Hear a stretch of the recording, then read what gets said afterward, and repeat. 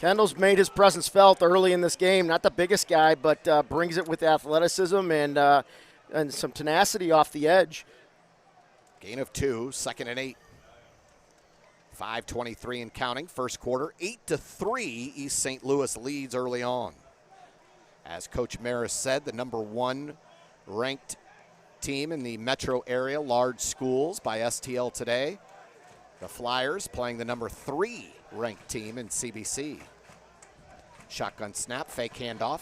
He's going to keep it himself, and he'll go down right at the 44. That was Battle. Looks like Tyler Gant got a little hook on him, or he slipped on the turf or something, because there wasn't really anybody there, and then he just looked like he kind of stumbled down.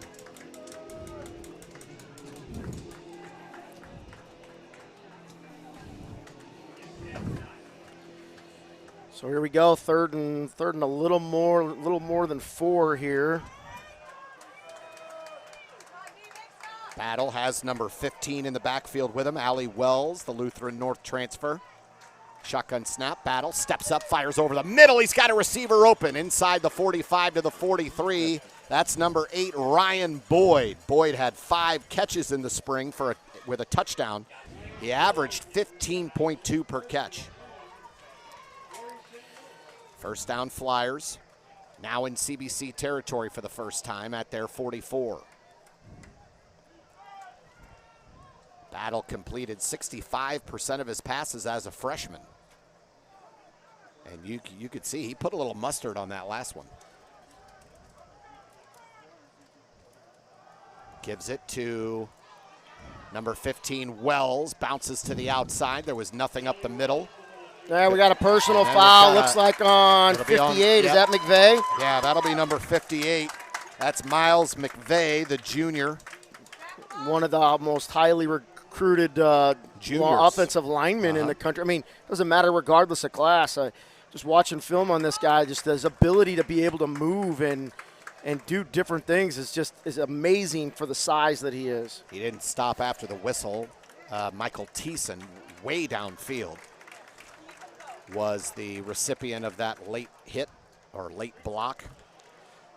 So that's a personal foul, and that'll bring the ball all the way back to the East St. Louis 43-yard line. So you got about 2nd and 23 here, and I watched them convert a 4th and 20 on film from last spring. Battle escapes pressure, fires near side, caught on the sideline. Couple of moves, trying to break it to the outside. That's number 13, Jaden Hale. We talked about him on the kickoff return a few moments ago. Yeah, and he got like 18 of that back right there. So it'll be 3rd down and 7. CBC trying to settle into this game and kind of get their feet underneath it. Battle escaped pressure there. The Cadets put good heat on the sophomore quarterback on that last play.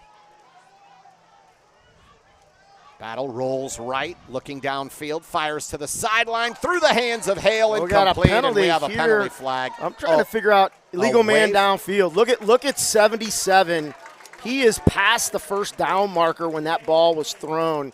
So I don't know if he got miscommunication on what type of play they were running, or if that was a RPO that they didn't get rid of quick enough. But I mean, he was way, way downfield. Looks like CBC is going to decline that penalty. It'll be 4th and 7. They're going to go for it right here. They'll definitely go for it. I probably would have pushed them back because I think that's lost it down. But maybe not.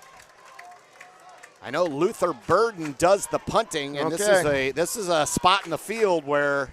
Yeah, if you do any sort of rugby punt where you kind of run him, this will be interesting. Burden stands at his own 46. The ball is spotted at the CBC 41. Robinson Wayne back deep. So 77 is Brandon Henderson, I think you said, a 6'5", 330 junior. Burden will go ahead and punt it off the side of his foot, lands at about the 20-yard line, and it'll be down right around the 18. They should put that on the 20 because they looked like they touched that. It looked like Lamar Box ran over and touched it while it was bouncing at the 20. So we'll see. I don't know. I mean, maybe he, when he realized where it was going, maybe he didn't get it. We don't have the best vantage point for that. So give credit to CBC's defense here. 2 possessions, 2 holds for the Cadet D. It's 8-3 East St. Louis, if you're just joining us, Luther Burden with an 85-yard punt return for the Flyers. Then they end up getting the 2-point conversion. CBC marched right down the field and had to settle for a field goal, 27-yarder by Kasich. And that's our score with 3:02 to go, first quarter. Heidert now hands it off, left side. That's number 27, Dixon. He's hit, and he'll lose yardage there. So you had him starting out in the trips formation, motioned in, so they had a 2-back set. Mekhi Hubbard over there on the stop for the Flyers. You had Dakota Mayo and Aiden Robinson-Wayne out wide over here, and then number 3, Jeremiah McClellan out the other side. So Conley comes back in here in this double slot, or ace formation as we call it. 2nd and 10. Heidert steps up, fires deep down the left sideline. Oh, Conley got a hand on it. You couldn't even see him at one point. He slithers away from the defender. He got a hand on that ball. And number 7, Lamar Box, is getting chewed on by one of his coaches. I think they wanted him to go after that ball a little bit, and he played the man a little bit more than they want. I mean, Conley got by that guy. Like I told you, he doesn't look. I mean, when you look at him, you're not going to think he's super fast, but he can get downfield. 3rd and 12. Heidert rolls right, fires down the field for Aiden Robinson-Wayne, makes the catch. He may go 40, 30, 20, touchdown. All righty, baby. CBC. There we go. 86 yards, Heidert to Robinson-Wayne. CBC just looking to get the first down there, and I don't think they gave Aiden Robinson-Wayne much respect on how fast he was. He got him behind there on that corner route, and once he turned the corner and he missed that first tackle, it was over. There was nobody within 20 yards of him as he came down the field. Nice play, him going on the other side of Patrick, and we used to see a little bit of that other way with Patrick at tight end and Aiden at quarterback, and they've kind of flipped roles here a little bit. Great play right there. Kasich will attempt the point after. Snap back, ball down. Kick is up, and it is good. CBC takes the lead 10-8. And I have to say, with 2:09 to go in the first quarter, this game is sort of building up to what we thought it was going to be, right? Yeah, it is, and that's a huge confidence boost for CBC right there. You know, a lot of people didn't give them a whole lot of chance in this game, even though they're the 3rd-ranked team, and everybody thinks, CBC is going to be a pretty special team. If you look at what East St. Louis is and has got on their schedule, I mean, they play IMG, they go out to California, play St. John Bosco. As tough as CBC's schedule is, they're biting into something every bit as tough. They get to Smet next week. Yep. They already play Edwardsville and O'Fallon in their conference, and so they don't have any weeks off. Much the same as CBC doesn't. Yeah, the CBC schedule this year, St. Thomas Aquinas in Kansas. One of the best programs in Kansas. Yep, they come to W. Michael Ross Stadium. They play at Rockhurst, always a perennial threat. Yep. CBC's beaten them twice in state title games. Yes. And then you've got DeSmet on the schedule, of course, and Edwardsville also for CBC. Both of these I don't think it's an accident that these coaches are as good as they are. They schedule games to get you battle-tested to win championships. That's what these two do. Well, I mean, you learn a lot about yourself in these games. Win or lose and just competing, you learn a lot about yourself. Kasich will do the kicking here for the Cadets. They lead now 10-8. Big play on offense. There's another short kick towards the sideline. I don't know that we want to do that. I think he wanted to try to do the same thing he did last time, but didn't quite work out. Probably about the same field position as they had last time because of the penalty. One of the things you're going to notice as the game goes on here is the field's not only new, it's going to look a little different as we've got brand new LED light fixtures that just got finished getting installed and adjusted earlier this week. There was as the facility has even though it's new, it's the new CBC, has aged going back to 2003. There was a couple of dark areas on the field at time to time, and they're gone. We've been out here a couple mornings when they flipped those on and they were testing them, and it's really nice to be able to have that, much more lit up field than we've had in the past. And we thank all the people that made that possible. So the Flyers take over, 1st and 10 at the 35.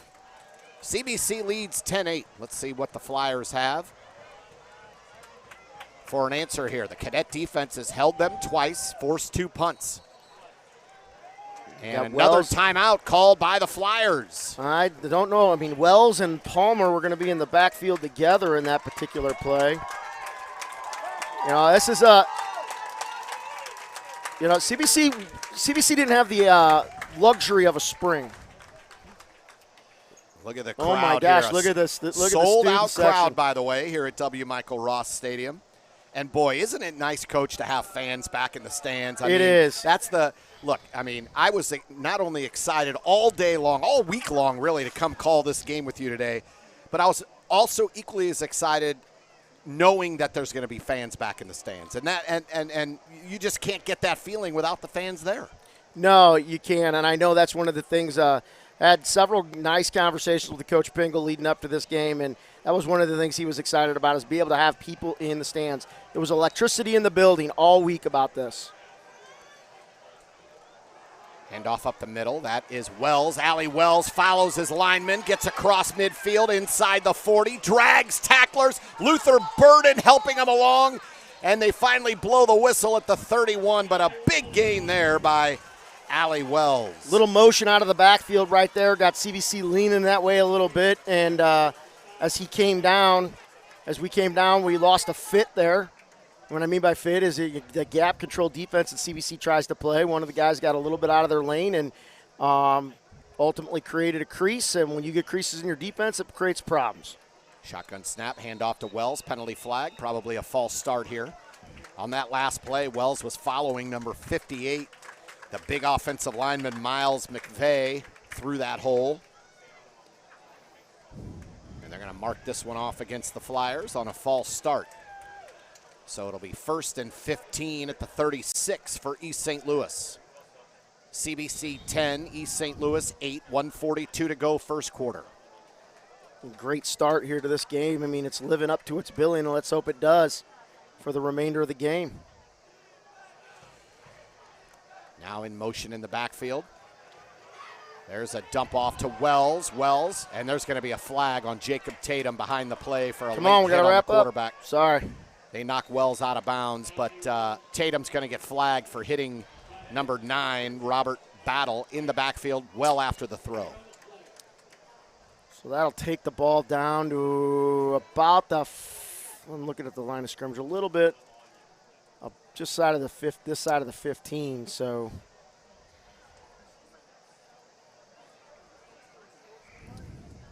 let's see where they mark it off. 1:18 to go here in this first quarter. Flyers marching, trailing 10-8. Got to have a little bit more discipline than that. Jacob knows that, and he wasn't voted a captain because of other than the fact that he's just gotten after it and had great leadership over the offseason. There was one of the 4 CBC captains. Saw his dad, basketball coach Justin Tatum, before the game, and said to him, asked him if Jacob was ready, and he gave me a typical coach answer. His answer was, he better be. Handoff up the middle, breaks a tackle, and he's going to score.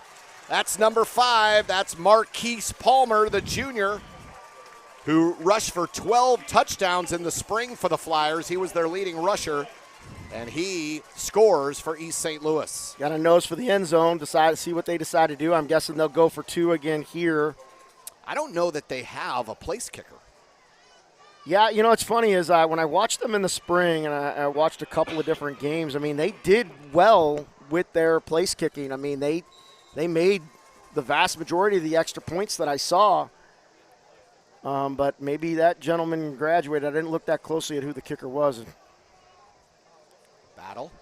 Hands it off He's again, in, and he walks untouched. right in. Marquise Palmer for 2 points, and it's 16-10 East St. Louis.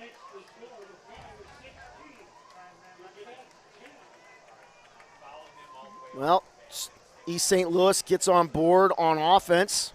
CBC's got 10 offensive points. East St. Louis has got 8, along with the extra the punt return. And 26 points in the first 7 minutes. Yeah. After a couple of 3 and outs, everybody's kind of starting to get settled in. I really think this game could hinge on, plays like the punt return, turnovers, and how those particular plays can change the vibe of a game, the momentum, and the pressure that the players are putting on themselves to make plays, and maybe trying to do too much in those situations on both sides. That could work for or against either team as we go along here. So East St. Louis will kick off, leading 16-10. Back deep for CBC. Looks like Aiden Robinson-Wayne and number 1, Dakota Mayo, who can fly. I don't know that they're going to – you saw last time they kicked it to Aiden Robinson-Wayne. I don't think they're going to go to him. So I think you're going to look to them go to the side there to one of those deep guys. And I'd like to see McClellan get the ball in his hands, a pretty special receiver who – during the camp circuit, picked up a ton of offers as a true, I say true sophomore, but as a sophomore who hasn't played a ton of varsity. Here's the kick by Luther Burden, line drive kick, and he's going to kick it past Mayo. Mayo's got to pick that up. He picks it up at the 1-yard line. Mayo across the 10, cuts it upfield. Oh, almost got through there. We got a flag coming way out there from way downtown. I'm trying to figure out what that could be. 20-yard return by Mayo. We talked about him last year, Coach. He is so electric, Dakota Mayo. He is, and when the ball's in his hands, anything can happen. Yep. Look what they're signaling over here. He's getting the ball back to the center of the field. Looks like we got a block in the back on CBC, so that's going to back them up half the distance. So they'll mark it off at the – place it down right on about the 10. That's a tough break right there. If Dakota would have been able to get in behind that kick a little bit quicker. I mean, Burden's unconventional with the way he does it, and it's very unpredictable. I don't know that he can direct it that well, but what he's doing so far has worked.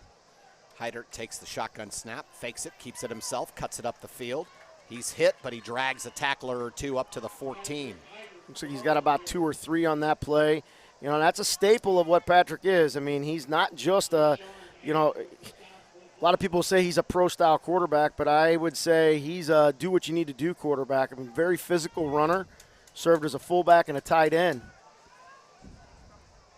before he took over as quarterback. Heidert sets up, looks downfield, fires right before he gets hit. That's Aiden Robinson-Wayne wide open underneath. Good route, good first down. Pitch and catch, Heidert to Robinson-Wayne across the 25. Tough for him to see, but he missed one down here. Dakota Mayo was wide open on the near sideline, and I think Patrick was just looking for the soft spot in the zone to get the touchdown or to get the first down, and not thinking too big there. Handoff up the middle. Running it is number 21. That is Dylan Van once again, the junior. Got Dylan in class. He's in my advisory community. Great kid. Ran really well last weekend at the Jamboree. I know Coach is very happy with the job he's done early on. So we've played one quarter. The game is billed as the game of the week, and so far it's being played that way. 16-10, East St. Louis leads as we are getting set to head to the second quarter. The Cadets scored on a Kasich 27-yard field goal and an 86-yard touchdown pass, Patrick Heidert to Aiden Robinson-Wayne. East St. Louis has scored on a 85-yard punt return by Luther Burden, and then a touchdown run by Marquise Palmer, and both times made the 2-point conversions. And that's your score, 16-10 after one. Now, one of the things you saw in the first 2 series, well, most of us did, we saw, a lot of you didn't, was Kendall Houston making his presence felt. It looks like East St. Louis may have made an adjustment on that, because on the last series, he was not coming free like he was before. So they were getting somebody out on him as he was coming free. Sellout crowd here at W. Michael Ross Stadium, game 1 of the 2021 football season here in St. Louis, Missouri. The Cadets hosting East St. Louis Flyers, a marquee matchup right out of the gate.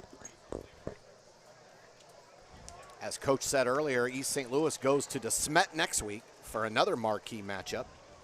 And CBC travels to O'Fallon, who's a very good program as well over in Illinois. Well, they beat East St. Louis last spring, the only team to do so.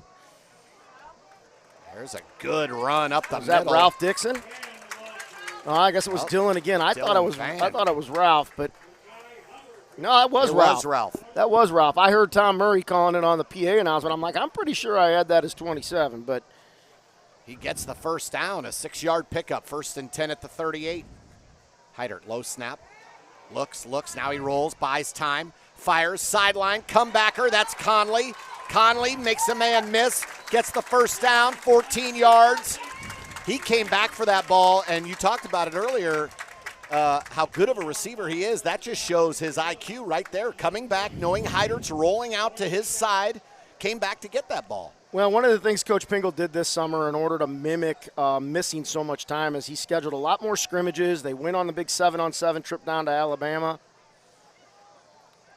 Heidert deep down the sideline. It's caught inside McClellan.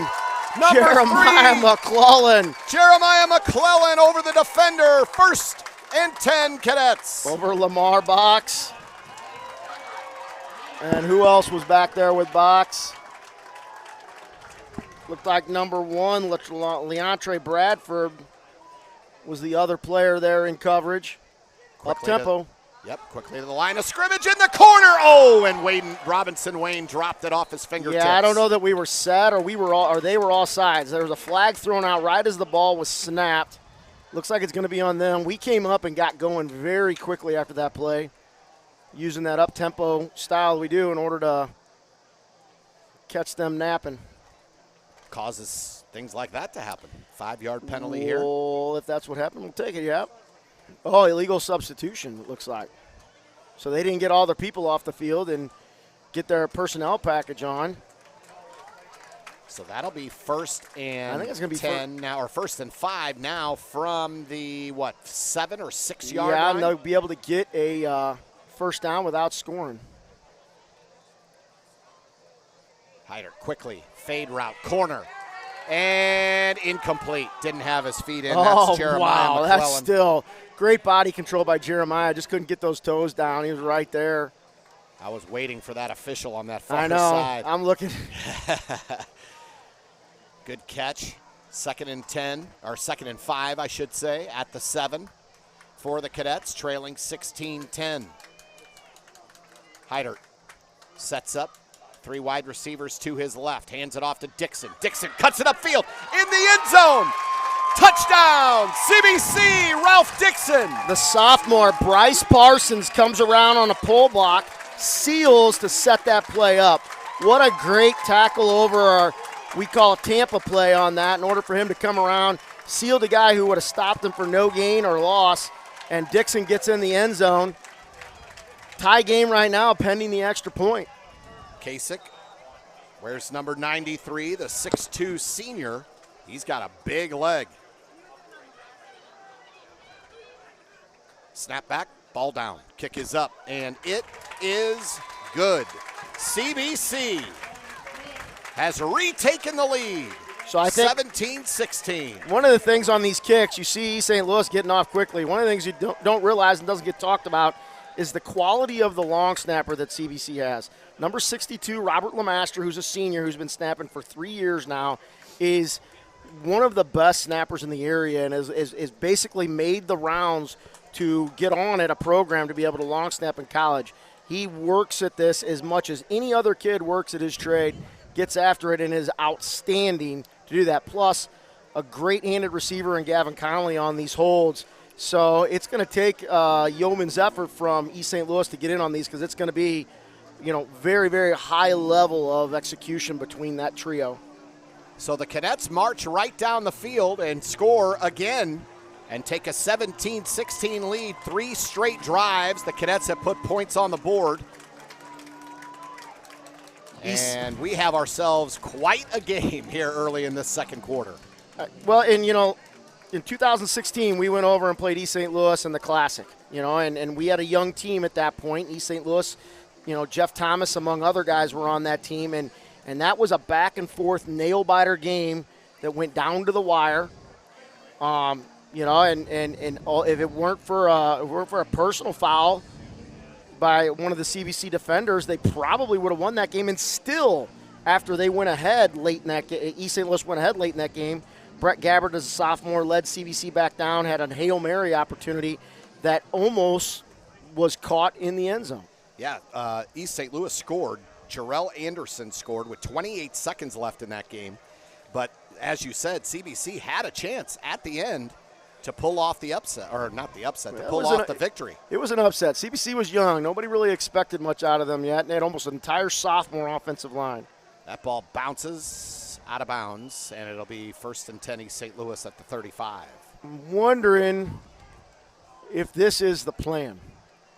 I did not talk to Kevin Weiner, the special teams coach, this week. I had several conversations with Coach Dimovitz and Coach Pingle. I eat lunch with those guys daily, and I had a couple of other long conversations with Coach Pingle. Otherwise, I mean, I said, is there a message you want out there? He wanted me to make sure I gave a shout out to that very first team in 2008, the 2009 graduates, the guys who were on that team that stuck by him as he got started and kind of learned what he was doing. That season taught him a lot going forward, and those guys are a huge part of this whole program as we still go forward. The Flyers start 1st down and 10 at the 35. Battle's going to go deep. He's looking for Burden. Oh! And Burden almost caught it over the defender, but right there, Justice Johnson. I thought Justice was going to come down with it. They both had their hands on that ball for a second. Burden ended up playing more defensive back at the end of that play, I think, than he did receiver to make sure that Justice didn't come down with that. And by the way, had I thrown a Tootsie Roll down on when the first time they were going to throw the ball to Luther Burden was going to be not until 10:45 to go second quarter, I would have lost big time. That's the first shot they've taken with Burden here tonight. 2nd and 10, there's a handoff to Wells. Wells picks his way through. Nice run across the 45 to the 46. That'll be enough for an East St. Louis 1st down. Folks, I think we're going to see a lot of points on the board tonight. The thing is you have two good defenses here. Well, you do. But you have two great offenses. Yeah, well, that's just it. You've got explosive, dynamic offenses and playmakers all over the field for both teams. Battle, looks, fires far side. Ooh, overthrown, but stepping in front was number 10, Kendall Houston, got his big hand up. I don't know if he got a piece of it, but he definitely distracted the receiver as he went up for that ball. And I thought there was a chance Houston was going to come down. Well, I did too. I think if he could have gotten his feet a little bit more underneath him and gone up with both hands, I think he would have. I mean, Houston, a nice basketball player, has good ups, great athletic ability. Houston and Justice Johnson on the defense, both basketball players. Johnson has been tasked with covering Luther Burden pretty much this entire game. 2nd and 10, ball at the 41. Here's Wells. He's got room. Right side, crosses midfield. He breaks free. Down the sideline, 20, 10, He's out of bounds. 5, He's out of bounds right here touchdown, at the but 44. no, yep, they're going to say he's out at the 46. 36. 36, you are correct. I was saying 40-something because I'm looking at the 40 going the other direction. So that dodged a bullet right there, ladies and gentlemen. That was Allie Wells. We had a lot of pressure come from the wide side of the field. They went short side, or to the boundary as we call it, and he got out the backside on that. That was something they're going to have to look at shoring up because it's a couple of times now that's happened. 1st and 10, East St. Louis at the CBC 36. Battle takes the snap, gives it to number 5. That's Marquise Palmer, who has already had some good runs here tonight. Boy, they do have a really good 1-2 punch. Marquise Palmer and Allie Wells. Palmer is 5'11", 195. That's what he's listed at. Wells at 5'11", 184.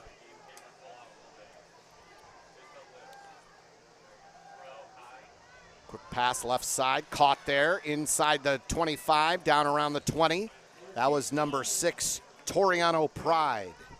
Normally a corner, one of the Clemson bound. Yep, that's right. We don't know where Burden's going. I know where you want him to go. He decommitted from Oklahoma. There's been a lot of talk about where he's going to end up. 2 hours west would be fine. Battle takes the snap, first down and 10. Oh, ball's loose. Fumbled the exchange with Palmer. Palmer seemed to think Battle was going to keep that one. Well, and depending on the type of play that they're running, I mean, the running back is supposed to run through there, and if he's got the ball, you keep it and you go, and if you don't have the ball, you just keep going because then you're assuming on the option or the read that the quarterback's doing something else with it. 2nd and 10. This is Wells back in the game, picks his way inside the 20 to the 18-yard line. It'll be 3rd and 8, a big third down here for the Cadet defense. I think the thing everybody needs to realize here, this is 2-down territory in a big way. I mean, unless East St. Louis were to give up a huge loss, they're not going to punt from here. They've shown they won't even kick extra points, so they're definitely not going for a field goal.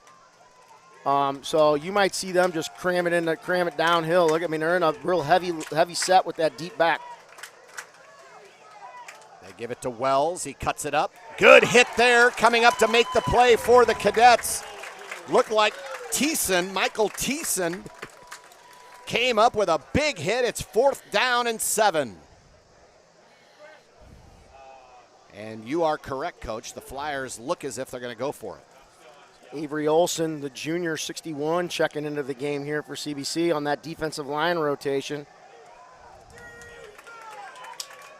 So 4th down and 7. Ball spotted at the 17. Battle rolls right, looks upfield. He's going to cut it upfield, makes a couple of men miss. He gets inside the 10. He's tackled at the 8. Make that the 7. That's what you get when you've got an athletic quarterback. You roll him out, you give him some space, especially when you're on that left side. He's got that option to be able to throw the ball or keep it. Scrambled, got out of a couple of tackles, and got himself a first down and new life here. Good poise on that young man for a sophomore. Well, yeah. 1st and goal now at the 8. This is Wells, bounces it to the outside. Oh, we got to hang on to that. Wow, we needed a rally. Wow, they had him by the ankle over there. It looked like number 7 had him by the ankle, Jeffrey Morgan. Michael Thiessen, number 28, didn't quite finish that off. I think he overran a little bit, was trying to readjust, make sure he got a hold of him, and he slipped out before he could get his feet reset. So that's an 8-yard touchdown run by Allie Wells. So after a couple 3 and outs, we have offense, and lots of it. And it's going to come down to CBC is going to need to get some stops, and they're going to need to stop some of these 2-point conversions. Flyers going for 2 once again. Up the middle, this is Palmer, and he just lowers his head and bowls into the end zone for the 2-point. That's 3 2-point conversions in as many touchdowns as East St. Louis has had here in this half. All 3 2-point conversions have been successful. 24-17 with 7:17 to go until halftime. I know Coach Dimovitz is, one of the things I've always marveled at was their ability to make adjustments at halftime, and I think defensively that's what they're going to have to look at doing because the passing game hasn't been the thing that's really hurt CBC. The defensive backs have done a good job at least holding Luther Burden in check to this point, and he's an electric player, but Justice Johnson's done a tremendous job on him. And the running game right now is what's killing CBC and their big offensive line for East St. Louis up front. CBC's a little undersized on the defensive line by comparison, and their athleticism's not getting them through and into the backfield to make some of these plays. Even Blair Schonhorst, who is covering their other wideout, Karan Parchman, the senior, has done a great job. Parchman, we haven't even called his name. They've only thrown it once to Burden, so the corner's doing a fantastic job early for the Cadets. Well, you've got some experienced senior corners on this team that with good size. Yeah, that have been through it. I mean, I think people forget Blair Schonhorst may not be a 5-chip Blue Star recruit, but he is going to Ball. He is committed to Ball State, so he's a Division I football player out there, and Justice Johnson's a tremendous football player. Burden, line drive kick. Sort of kicked it off the side of his foot. That'll go out of bounds. CBC will take it at the 35. A lot of out-of-bounds kicking going on here as we kind of figure some things out. Part of that might be the fact that both teams have some electric returners. Well, they do, and I think Kasich can get it into the end zone, but I don't think he can, command it so much so that they trust him or really anyone to just go deep, because if you miss by a yard and one of these guys gets it and they get ahead of steam and find a seam, you're basically might as well be calling your defense on the field for the PAT. That's Coach Chris Maris. My name's Randy Molman. We're bringing you CBC football here on the Cadet Student Network. 7:17 to go until halftime. 24-17, East St. Louis leads CBC. Cadets have the ball. They've scored on their last 3 drives. Heidert has Conley go in motion, takes the snap, hands it to Van. Van is hit in the backfield. He's going to lose a yard. He did a good job to get back close to the line of scrimmage. It looked like, I don't know definitively, but it looked like the flow play where the quarterback's reading the down lineman, they're leaving him unblocked and deciding where to give or keep. And it looked like that they were taking Patrick on that. So he left it for Dylan, and actually he got back to the line of scrimmage. He did a great job to get back to the line of scrimmage. 2nd and 10 at the 35. Trips to the left. Heidert takes the snap, looking that way. Here comes the pressure. He's going to go deep. Looking for Wayne, and that's a penalty. There we go. And number 25, Dallas Brown, knocks Aiden Robinson Wayne down well before the ball got there. Now, I love how he throws his hands up. like what did I do? What did I do? Now, here's the one thing I want to say. A lot of people are like, well, that wasn't a catchable ball, and maybe it wasn't, but I've probably said it 100 times on these broadcasts. That is not a high school rule. Right. And so if Aiden didn't think he was going to get there, it's perfectly within his right to kind of pull up and let him run over him and try to draw the penalty. So 15 yards, 1st down and 10 Cadets at midfield. 6:38 to go until halftime. Cadets looking to tie the score here. One kid we haven't heard much from is Dakota Mayo yet. They haven't really gone to him yet, but let's be careful if they get the ball out to him because he can go. Lamar Box is covering him on the outside, far left. Heidert quickly to Conley. Conley up the middle. He gets into East St. Louis territory. Picks up about 3. It'll be 2nd and 7. Haven't seen CBC go to that key game much, I think partially because they know the explosiveness of the defensive backs of East St. Louis, but that could be a setup in order to get them biting up on some of that and trying to get them over the top. We've got another penalty flag here. Don't throw that, Looks like a false start. False start on the Cadets. It'll be 2nd and 12. They'll mark it back to the 48-yard line. Justice Johnson lined up at receiver down here, and they had a screen set up, and it looked fairly pretty out here, but they got us going a little too soon, so they'll mark that off for 5.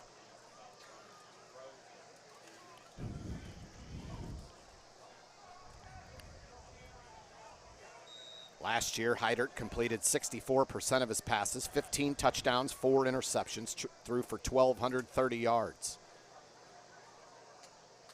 His leading receiver last year was Chevalier Brinson and Zach Hahn, both gone.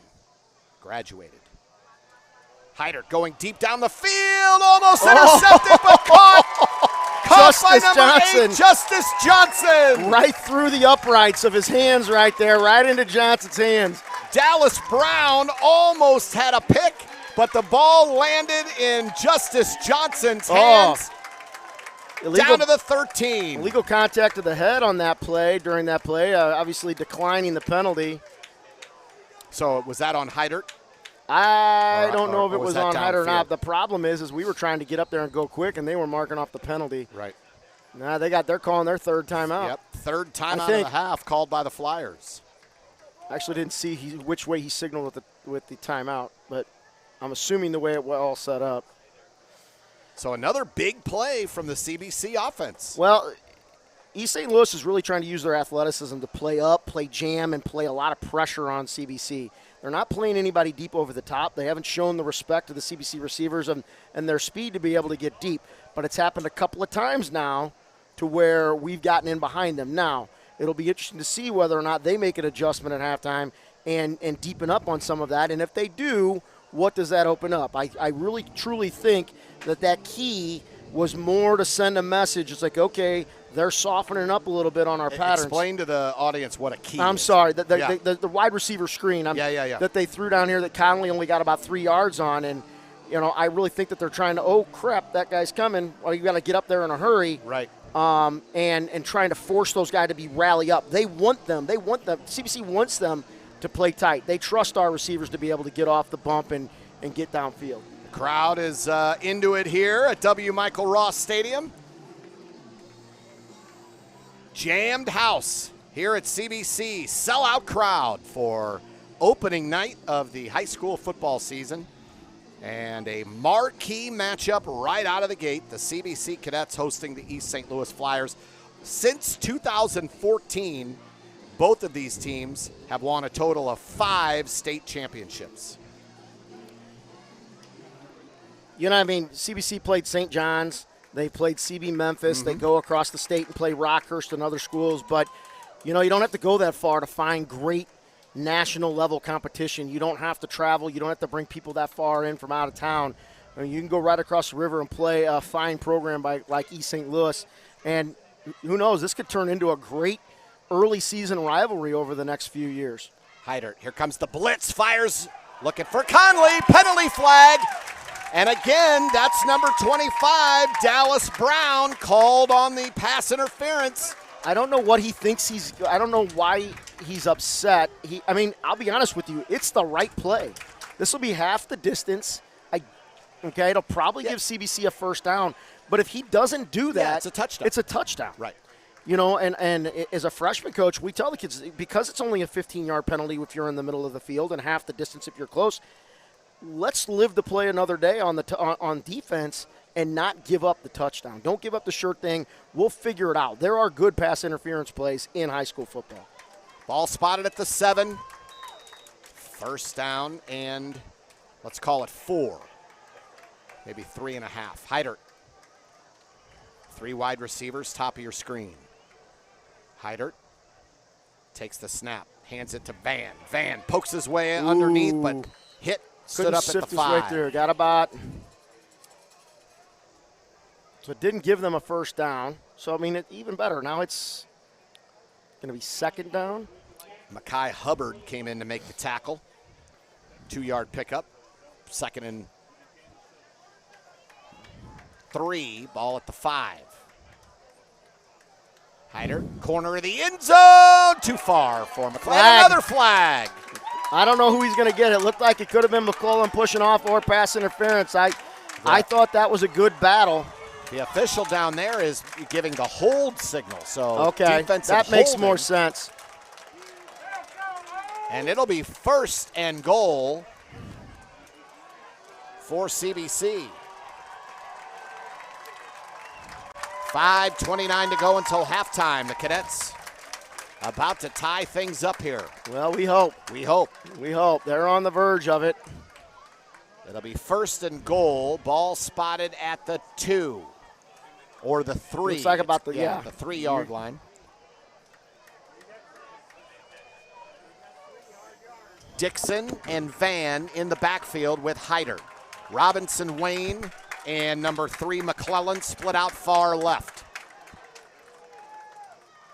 They give it to Van. Not much there. Nope, I don't know that he got back to the line of scrimmage. He lost a yard. In on the stop was big number 75. That's Jyram Mays. There was a cutback lane, but I don't know that he could have gotten to it back to his right. As he got the handoff, there was a big seam back to the right, but he pushed right into the meat of that defense. Conley checks back in. Van in the backfield to Hydert's right. In motion, Robinson Wayne. And we may have a false start. We do. On CBC, that'll push it back to the 8. Senior Matt Mayer, I think. Him or Josh Gregory. It was on the right side of the line. Josh Gregory, also a former basketball player. Big right tackle for the Cadets. Yeah, come a long way. Came out kind of middle of the season, kind of after we'd already got started last year. Yeah, still really learning how to play, right? He is, and he's got a huge upside at, 6'6", 280. Yeah, 6'7" is what he's listed. Okay. I mean, he's got those long arms. Here in motion again is Robinson Wayne. Hyder takes the snap. Here comes the blitz. Throws into the corner. Robinson Wayne can't get around the defender. Covered by number 6, Toriano Pride. Another transfer from Lutheran North, and as Coach mentioned earlier, committed to Clemson. So 3rd and goal here for the Cadets at the 8.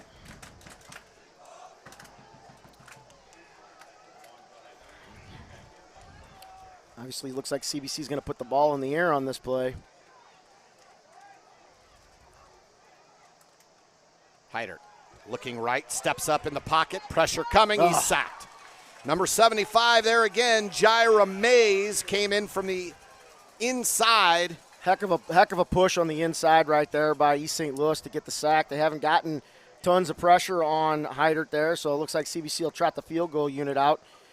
First stop that we've seen on either offense here in a while, one of the things I want to do, I want to welcome any East St. Louis fans out there that are watching the game. Absolutely. Hopefully you feel like we're being a little as fair as we can. I won't argue that I'm a homer for the Cadets as a grad, as a coach. My son plays in the program, so but we'll do our best to keep it fair. So there was all kinds of weird stuff going on. Ball down, kick is up, and it is easily called good. False start. So I have a feeling we might be kicking it again. Might be kicking it again. Yep, false start against the Cadets. They'll push it back. So this will be a 35-yard attempt now for Kasich. He had plenty of distance on that last one. Yeah, just re-kicks on field goals and extra points are always like, oh, geez. You even see some of the, some professionals that struggle with this, having to redo these sorts of things. So ball will be spotted down by Conley at the 30, checked at the 25. Just outside the 25-yard line. So this will be a 35-yard field goal attempt for Kasich. He's already hit one earlier. It was a 27-yarder in the first quarter.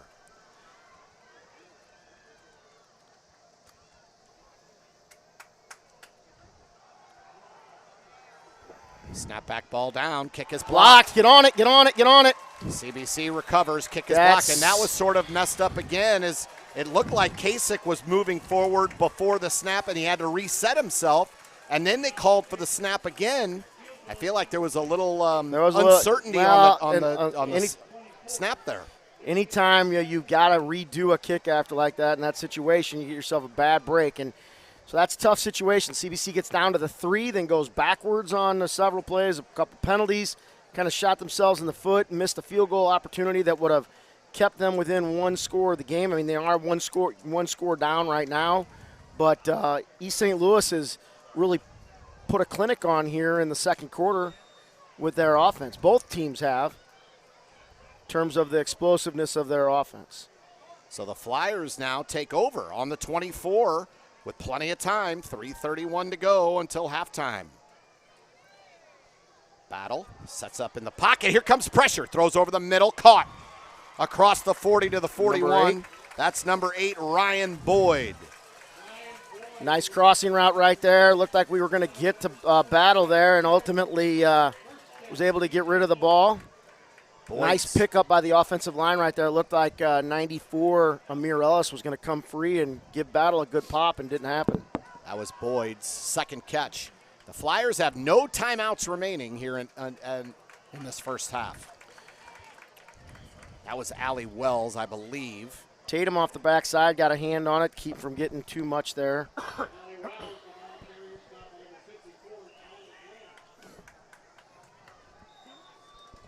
Tatum down on the ground, looks like he's got a cramp, and that's one of the things when you've got this much heat, it's this hot and this humid. Surprised this is the first one. We've worked games before where there's, every few minutes someone's down with a cramp. And a little surprising that the first one happened on CBC's side of the ball, largely in part because CBC doesn't have a lot of two-way players. You're seeing Sean Horse and Johnson get a rep here, a rep there on offense. You're not seeing a whole lot of two-way there. On East St. Louis side, they've got a few more guys that are logging minutes on both sides of the ball. So they're going to work out the cramp here for Tatum. He's laying down at about the 43. 2:50 to go here until halftime. 24-17, East St. Louis leads. So you got the offensive line on the sideline here working with Coach Cole Schreiber, and Patrick Hyder came along there to kind of keep their heads up, saying, hey, let's go, we got this.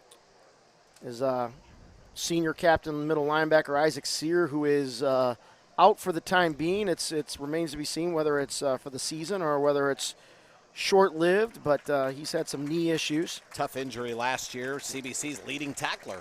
Yes.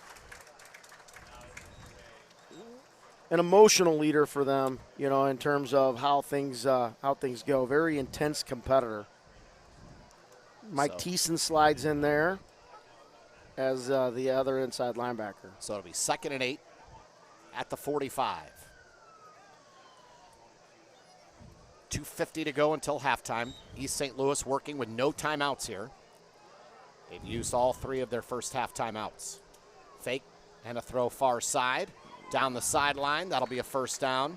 So that's the kind of play that we call in our system a key, where you're just popping it out to one of those wide receivers in a trips or 3-receiver or 2-receiver set based on the matchup right there. That outside receiver would be one of the calls that we would do. And that was Toriano Pride.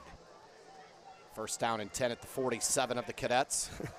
My son wanted to make sure everybody knows that Isaac was the leading tackler, and he only played 2.5 of 6 games last year. He had 31 tackles in 2.5 games. So, and my son, who's one of the inside linebackers, homesick all week, no COVID, but struggling to get himself right. He's gonna be mad that I brought it up, but he's at home watching the game, cheering on his team as best he can. He tried to weasel his way into school today. Didn't quite work his way out. 2nd and 10 for East St. Louis. 2:31 to go until halftime. Flyers lead 24-17 over the Cadets. Battle. 2 wide receivers split out on either side. Takes a snap, looks left, still looks left. He's going to throw left on the sideline. Lost track of somebody. Incomplete. That was Luther Burden coming back to the ball, and the ball hit the turf. He should be glad that that's incomplete. I wish it wasn't, because it would have been CBC's ball, because after he got it, he puked it back up, and we got the ball. But in the end, we got a 3rd and 10 here. This would be a huge boost for CBC right here. I think he got a big play in the game, a big turning point play of the game right here. CBC, after not getting in the end zone, really could use the stop. Allie Wells split to the right of Battle. Takes the snap, sets up, has time, fires over the middle. It's almost intercepted. Was it Jeffrey Morgan or Kendall Houston? They were both coming across there and tipped it up, and then that ball floated in the air for a little bit. My heart skipped a beat. I'm like, oh, shoot, let's hope there's not an ESL guy right there to catch the ball. 4th down and 10. What do the Flyers do here? Will they punt or go for it? I think they're going to punt. You're midfield with 2:14 left. You don't want to give CBC the ball. I know the bravado of the kids and the coaches and the fans, but you also have to play smart football and say, okay, let's pin them deep. Let's play defense. See if we can keep them from having to, keep them from going length of the field, not take a chance on giving them field position. So Burden lines up to punt. He's standing at his own 40. And we might have a delay of game. False start, East St. Louis. Okay. I know they were having trouble getting set up. I peeked around at the play clock. I didn't get it said 0, and I heard the whistle, so I don't know if they're running. Time to time we have issues with that. So they'll mark it back to the 48-yard line of East St. Louis. It'll be 4th and 15. So good stop for CBC. Important stop here at the end of this. And with just 2 minutes left, the Cadets have Back up, Blair. Blair was still walking forward after they walked it off. Robinson Wayne deep, standing at his 20. Burden takes the snap.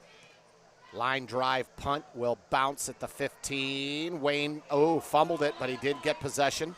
And he's tackled over there about the 10. Inside his own 10. Probably forward progress to the 10.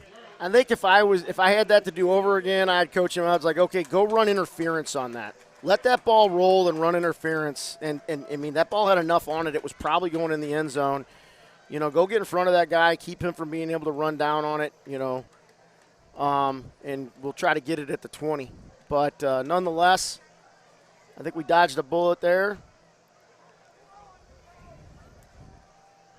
Cadets have it 1st and 10. They spot it at the 9. So with 2:01 to go, be interesting to see what Coach Pingle dials up here on offense.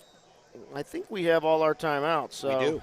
3 timeouts left for the Cadets with 2:01 and then more penalty flags. And as fast as this game was played from a pace perspective, a lot of penalties in the last few minutes. Yeah, well, I think what you're seeing is the adrenaline of the game is wearing off, and as the heat starts to wear in on these kids, what do we got, a penalty? So we got as the heat wears on these kids, you're seeing, some fatigue and mistakes come into play. So 1st and 15, ball spotted at the 5. 1st and 14.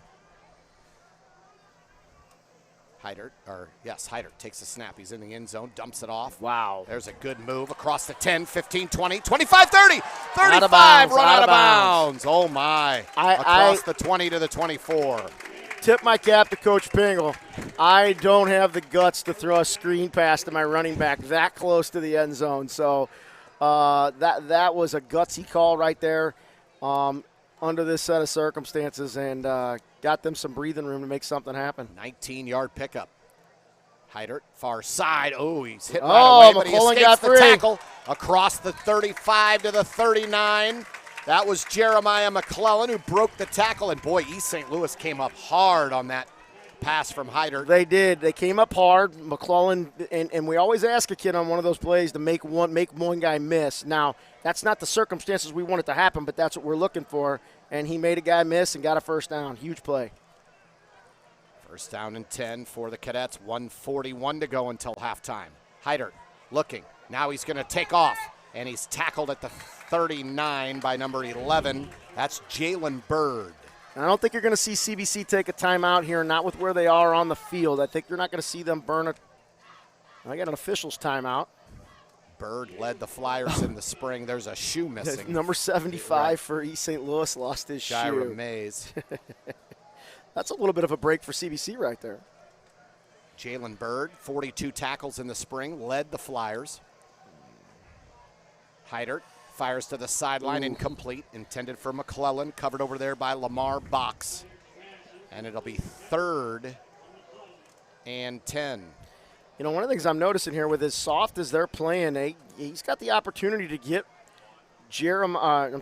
Dakota Mayo on, a hitch or something underneath and let him use his athleticism and run.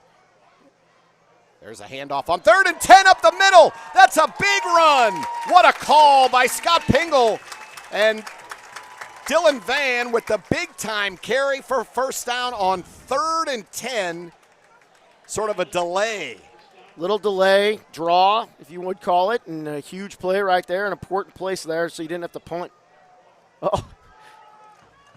Here's Heidert looking. He has time. Now he'll get out of trouble. Rolling right. Fires to the sideline. We got a flag. That is caught. They're going to say it's caught by Conley, but a penalty flag on the field. Let's see. Looks like you're calling a hold. Defensive hold. On East St. Louis.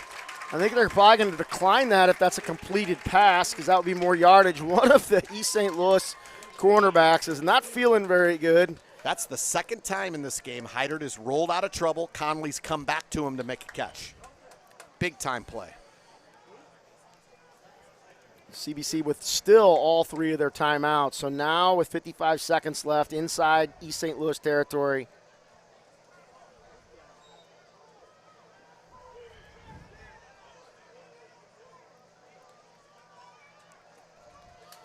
Heidert rolls left now, trying to escape pressure. He does. He's going to keep it himself and go out of bounds. Luckily, no flag called on Ralph Dixon. I don't think Ralph Dixon, I don't know that was a penalty, but a lot of times they'll call it because the officials don't really see what happened. All they see is the guy go down. Go down to the ground. Yeah, right, as an offensive player is there. We've got a very experienced crew that does a lot of college games for this particular game, and they've done a nice job in this game so far. 2nd and 6. Heidert's got Dixon to his left, takes the snap, fires down the middle. He's got Dakota Mayo down at the 1-yard line. I don't believe that. I think he got in, but I'm not down there. Mayo was behind the defense in a flash. I know. You saw his speed right there. Because I think even Heidert was a little surprised. First and goal at the 1 with 38.8 to go until halftime. Heidert to Dixon. Touchdown! CBC, Ralph Dixon. There we go, boys and girls. Whoa. Oh, there you go. There's the new lights. The new lights, Coach Maris. I was like, oh, no, what happened to the lights? I know they said that it does that, but we haven't seen him do it yet. I see Coach, I should say, Mr. Seymour, Mr. Batliner, Mr. Heat, and Alex Weaver down on the sideline giving high fives on that one. They're loving the lights. Kasich on to attempt the extra point to tie this one up. Snap back ball down. Kick is up, Bam. and it is good. The Cadets have tied it with 32.2 to go until halftime. It's 24-24. So I gotta coin a Derek Pitts, Coach Pitts there. Bang it as the extra point goes through the uprights. That's a great place for CBC to be right here. 24-24. Each team with 3 touchdowns. CBC with the field goal, and East St. Louis with the 3 touchdowns and the 3 2-point conversions. I mean, what a game so far. I mean, the game starts as a tie, folks, 0-0, and we're about to head into halftime, also tied.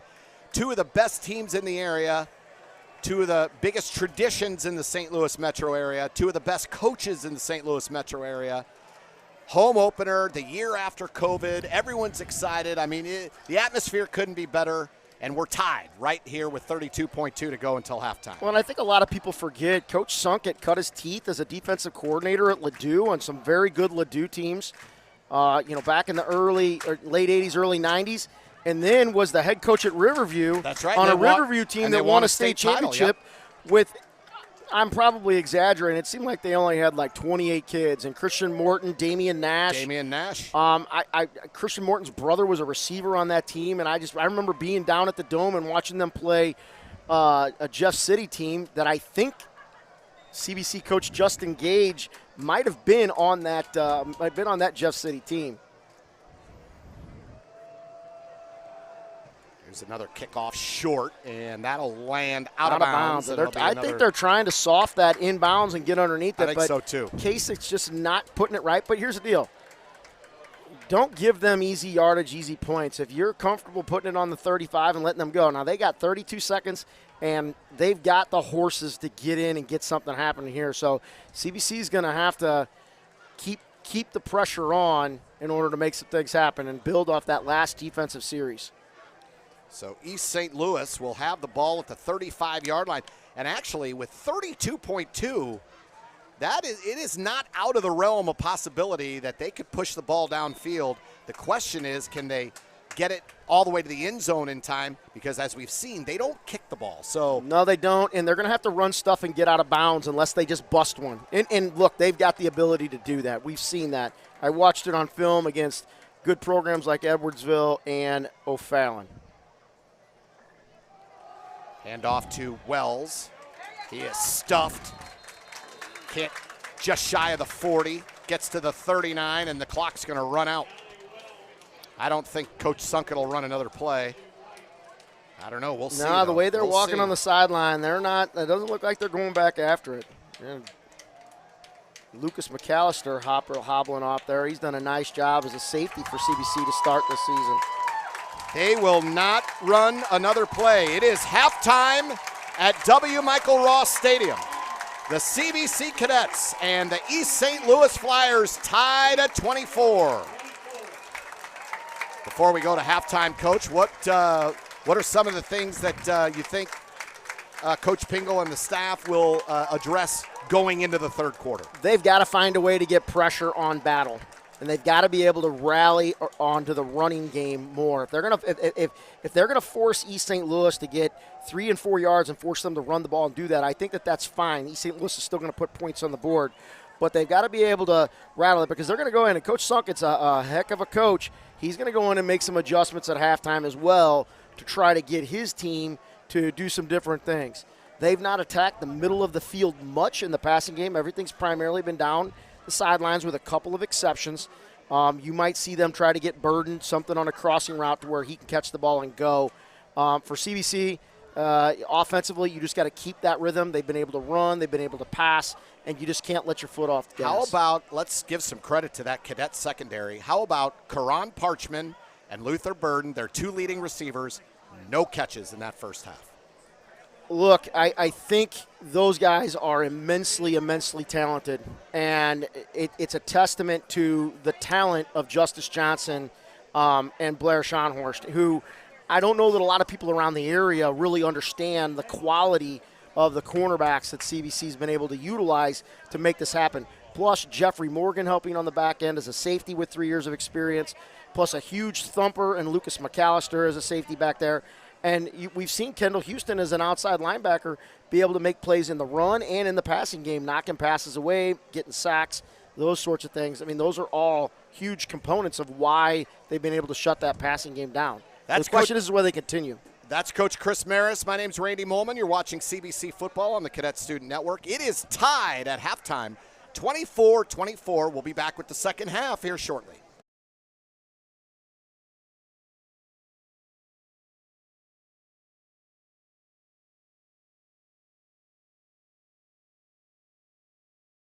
Kylo.com.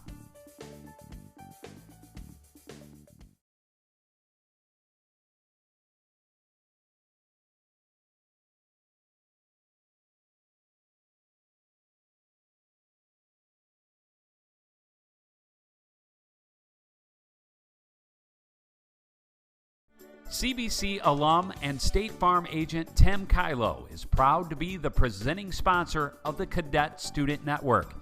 For more than 25 years, Tim and his team have helped their clients protect what is most valuable to them. Whether it's home, auto, or business, CBC Alumni Hall of Famer Tim Kylo prides himself on his commitment to the CBC community, and he can help protect you and your family too.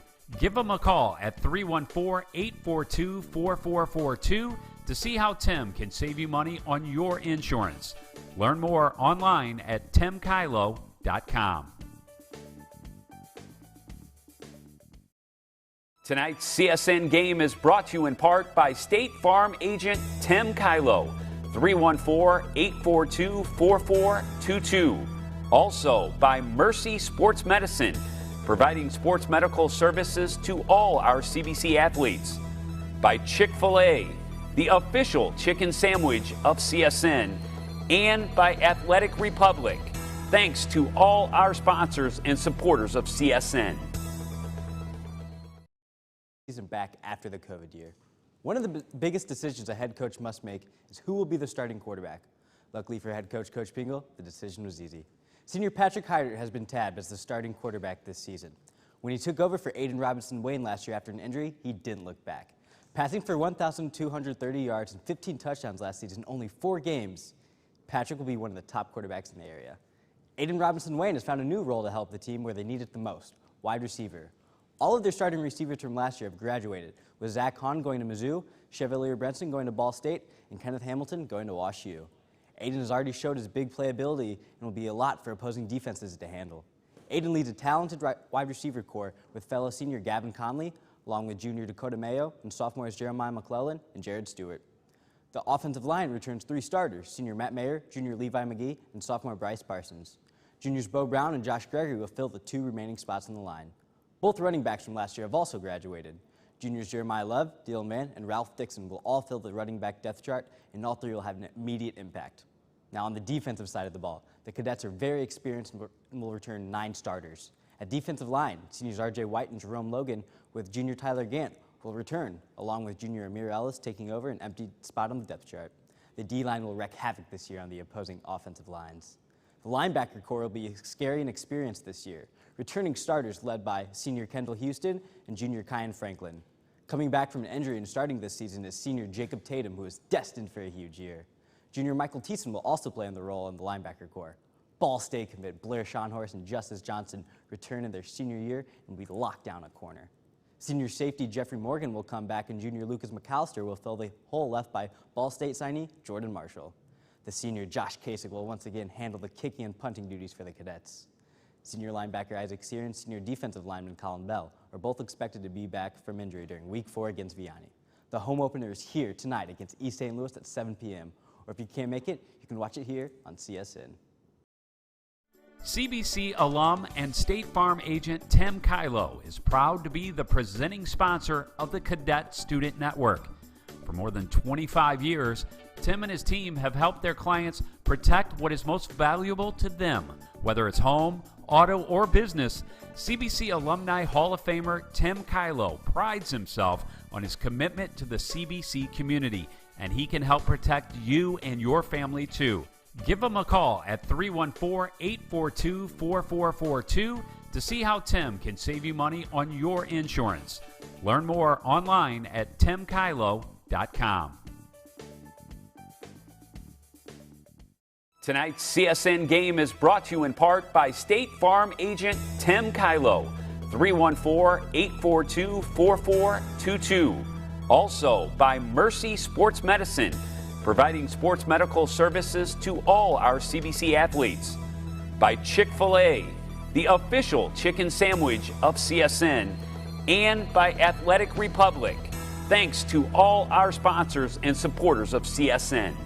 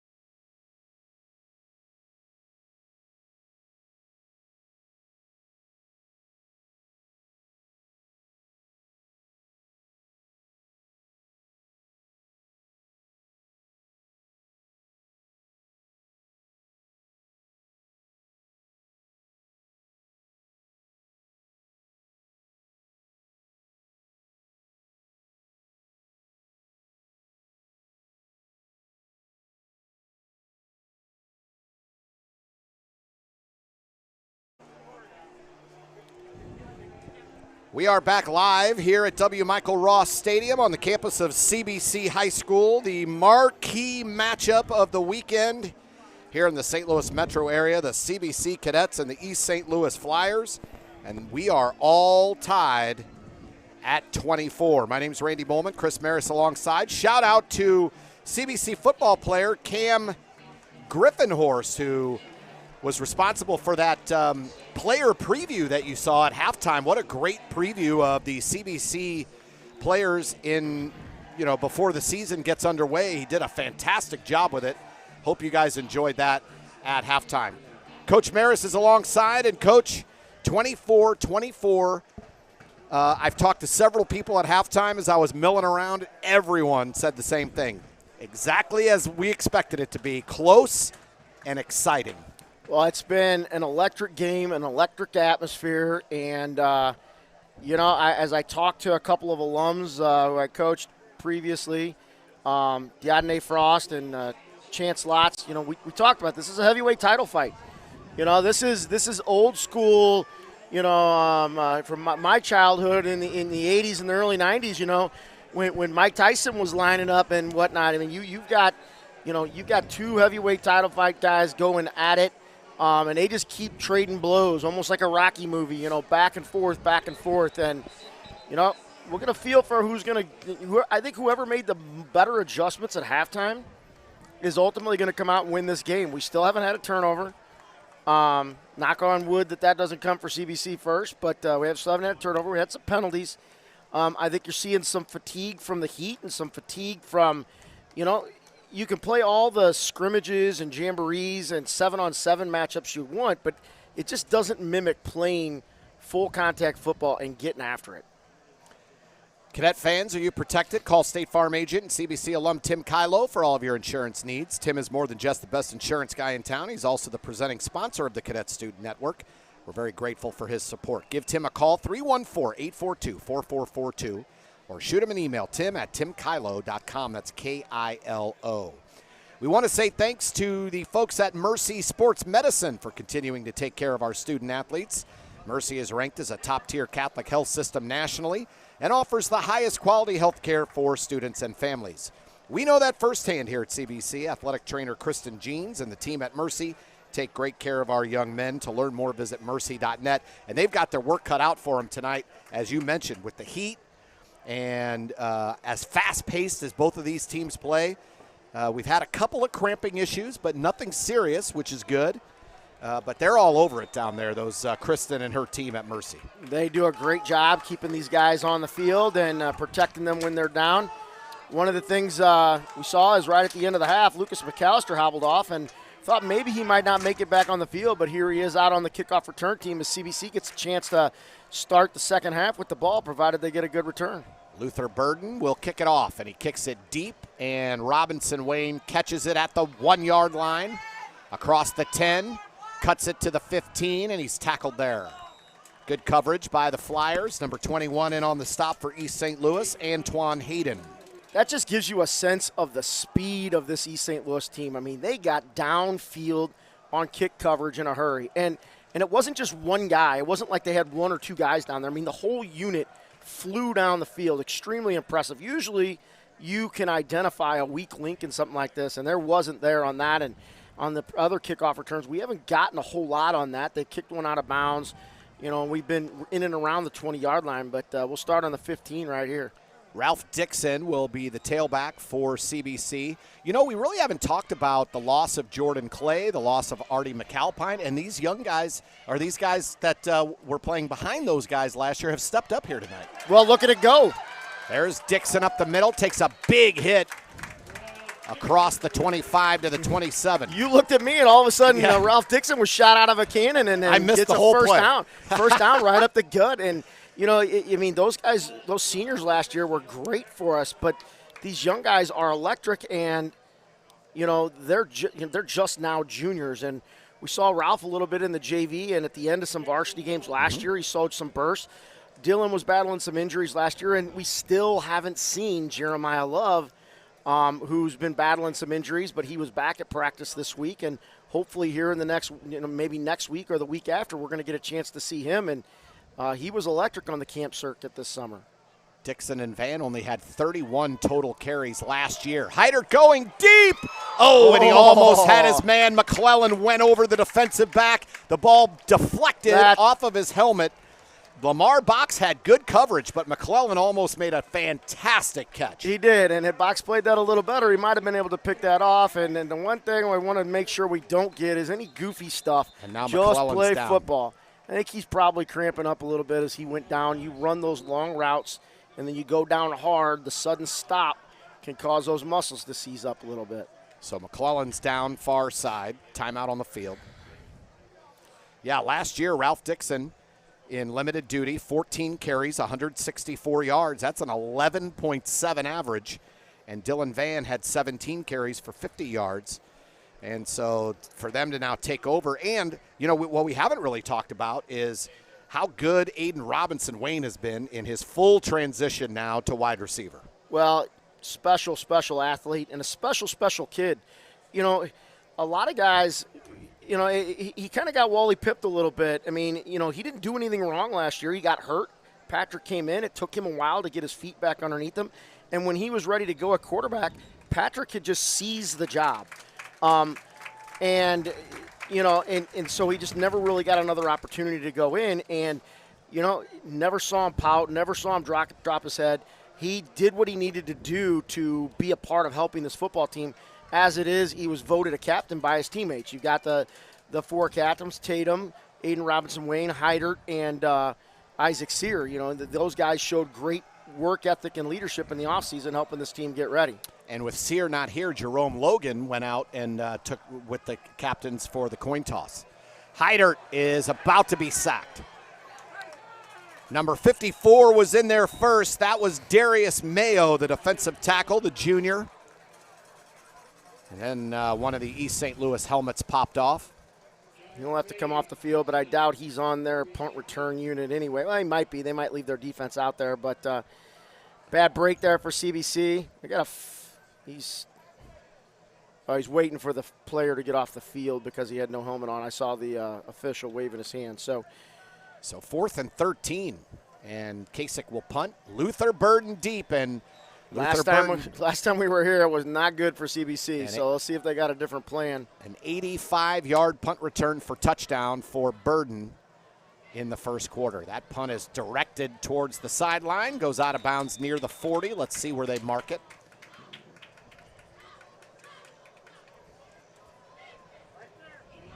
That's a great kick, and where they marked it at the 40-yard line. Wow. I mean, it didn't go out of bounds much past that. That's a great kick under the circumstances right there. So now we'll see if the CBC defense is able to make any adjustments to get some more pressure on Battle and pressure that running game. The running game has really gouged CBC, and I'm guessing East St. Louis has probably tried to put some wrinkles in on their passing game a little bit.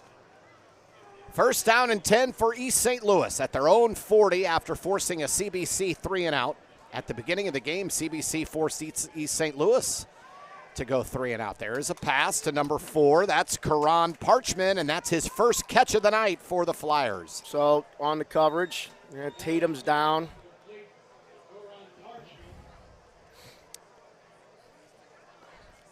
And I see a lot of East St. Louis guys kind of bending over, stretching around. I saw Luther Burden right there kind of stretching his calf out a little bit. And I just think you're going to start seeing a lot of these injury timeouts. We might be in for a long half of football with some of this. It's just, you know, we talk about it in our household a lot. You can't reactively hydrate. It's got to be proactive, especially in this kind of heat. You've got to do the hydration on the front end. Yeah, and you have to do it the night before, right? Right. You have to start. It's days. Yeah. It's days of hydration. And with as hot as it's been, you're constantly having to push fluids as the kids run around the building with water bottles trying to get them filled and do the things that they need to do.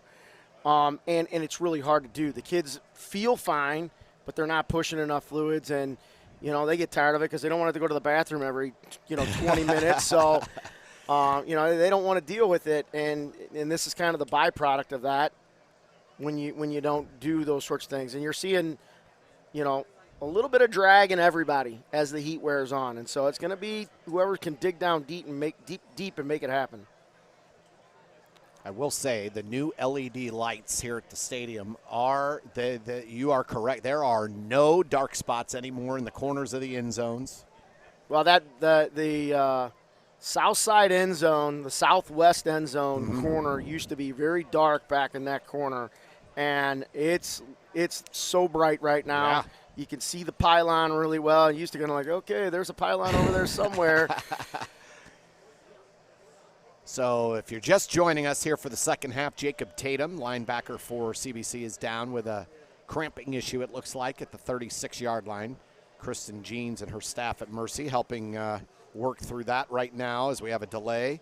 So when we come back, it'll be 2nd and 2. Let me tell you a little bit about Resurrection Charities Foundation. Tim Kylo, the founding sponsor of the Cadet Student Network, is also the founder of Resurrection Charities Foundation. It's a special organization that's dedicated to feeding and supporting the homeless in our community through street outreach.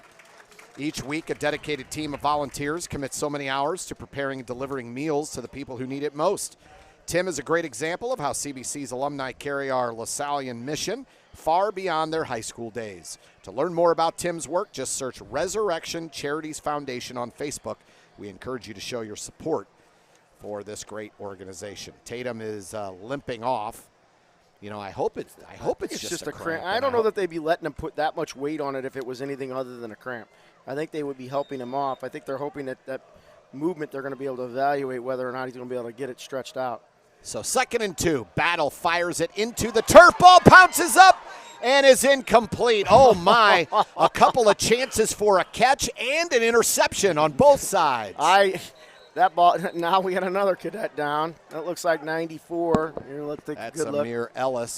Two of them. You got Amir Ellis down, and it looks like you've got 35 R.J. White down. And I don't know that these are cramps. I don't know. Amir Wells was laying on his side. Yep, now they're going to stretch out his legs, so. Yep, we got cramps galore, folks. And it'll be 3rd and 2 when we come back. So the subs that are coming in here, looks like Jerome Logan came in and Avery Olson came in to fill in for these two guys, and they've been in that rotation in and out. As Tatum's out, number 90 Wyatt Haverstick came in to serve as the extra outside linebacker in this situation. So we've only played about 13 seconds of this third quarter. We've already had several stoppages due to cramping on the CBC side.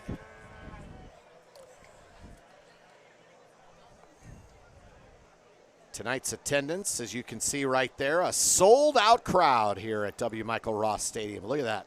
And it's huge because, you know, you've had 2 years. We got a whole group of sophomores that never got to experience Fan Fest and the things that we do for our first home game, getting painted purple like all that, and, you know, plus the new freshman class. And you've got the upperclassmen were starved for these opportunities to be able to support their teammates, their classmates, and their friends as they, you know, to get out here. And just a great showing tonight by everybody, you know, in terms of having a sold-out crowd for tonight's game. And there's several rows deep on the concourse up there as well. People standing. You see some gaps in the stands, and that's largely because you got long lines at the bathroom and long lines at the concession stand. You know, and you got a lot of people up deep in the concourse, you know, socializing, taking a peek here, there, or the other. It's not just a football game; it's a social event for everybody. Plus, at one point we had like 6,000 people watching on the broadcast. Between that and the people in the crowd, we're pushing. Well, we're well over 10,000 people that are watching this football game in some capacity. 8,000 of you listening to us talk, and I'm sorry you got to listen to me talk. You said concession stand a minute ago. Did you know that Chick-fil-A is in the concession stand? I did. I saw people walking out with it, and I was like, ooh, that looks good. But I got the coach's meal after school. I got a nice deli sandwich that's provided, one of the things provided for the coaches before each game. So I had a little bit of snack of that. But the Chick-fil-A is good stuff, and they are a great supporter of our athletics. Yeah, the next time you're here at W. Michael Ross Stadium, go to the concession stand, grab yourself a Chick-fil-A sandwich. Our favorite locations on Manchester Road, just east of Ballas. Chick-fil-A is CSN's favorite pregame meal, and it should be yours too. Thank you to Chick-fil-A. Hopefully they can get these guys stretched back out and they can play a factor. Otherwise, it really severely limits CBC's depth and their ability to rotate guys in and out on that defensive line, which is really a key component to why our defense is usually so strong in the fourth quarter of games. So 3rd down and 2 for the Flyers. Battle out of the shotgun. He has number 5, Marquise Palmer, to his right, and then we get a penalty flag. False start on East St. Louis. It'll be 3rd and 7. Hey, Randy, I know it's not in your reads, but one of the things I want to do is I want to thank anyone out there and all the fans who were at the CBC's annual Casino Night fundraiser for the football program last Saturday night. Great support of our program that supports our travel and feeding our players and all the other things that we do here. It was a great success, and a lot of fun was had by all. 3rd down and 7. Battle. Looks over the middle. Fires. It's tipped at the line of Intercepted! scrimmage. It's intercepted. Tyler Gant. Number 54, Woo-hoo! Tyler Gant, the 6'4" defensive lineman, the junior, comes up with the pick. My vision scanned downfield to see where that ball was headed, and I'm like, hey, wait, where did the ball go? I had to pan back, and it's like, whoa, Gant's running the other way. The ball was tipped at the line of scrimmage. I'm not sure who tipped it. It could have been Gant.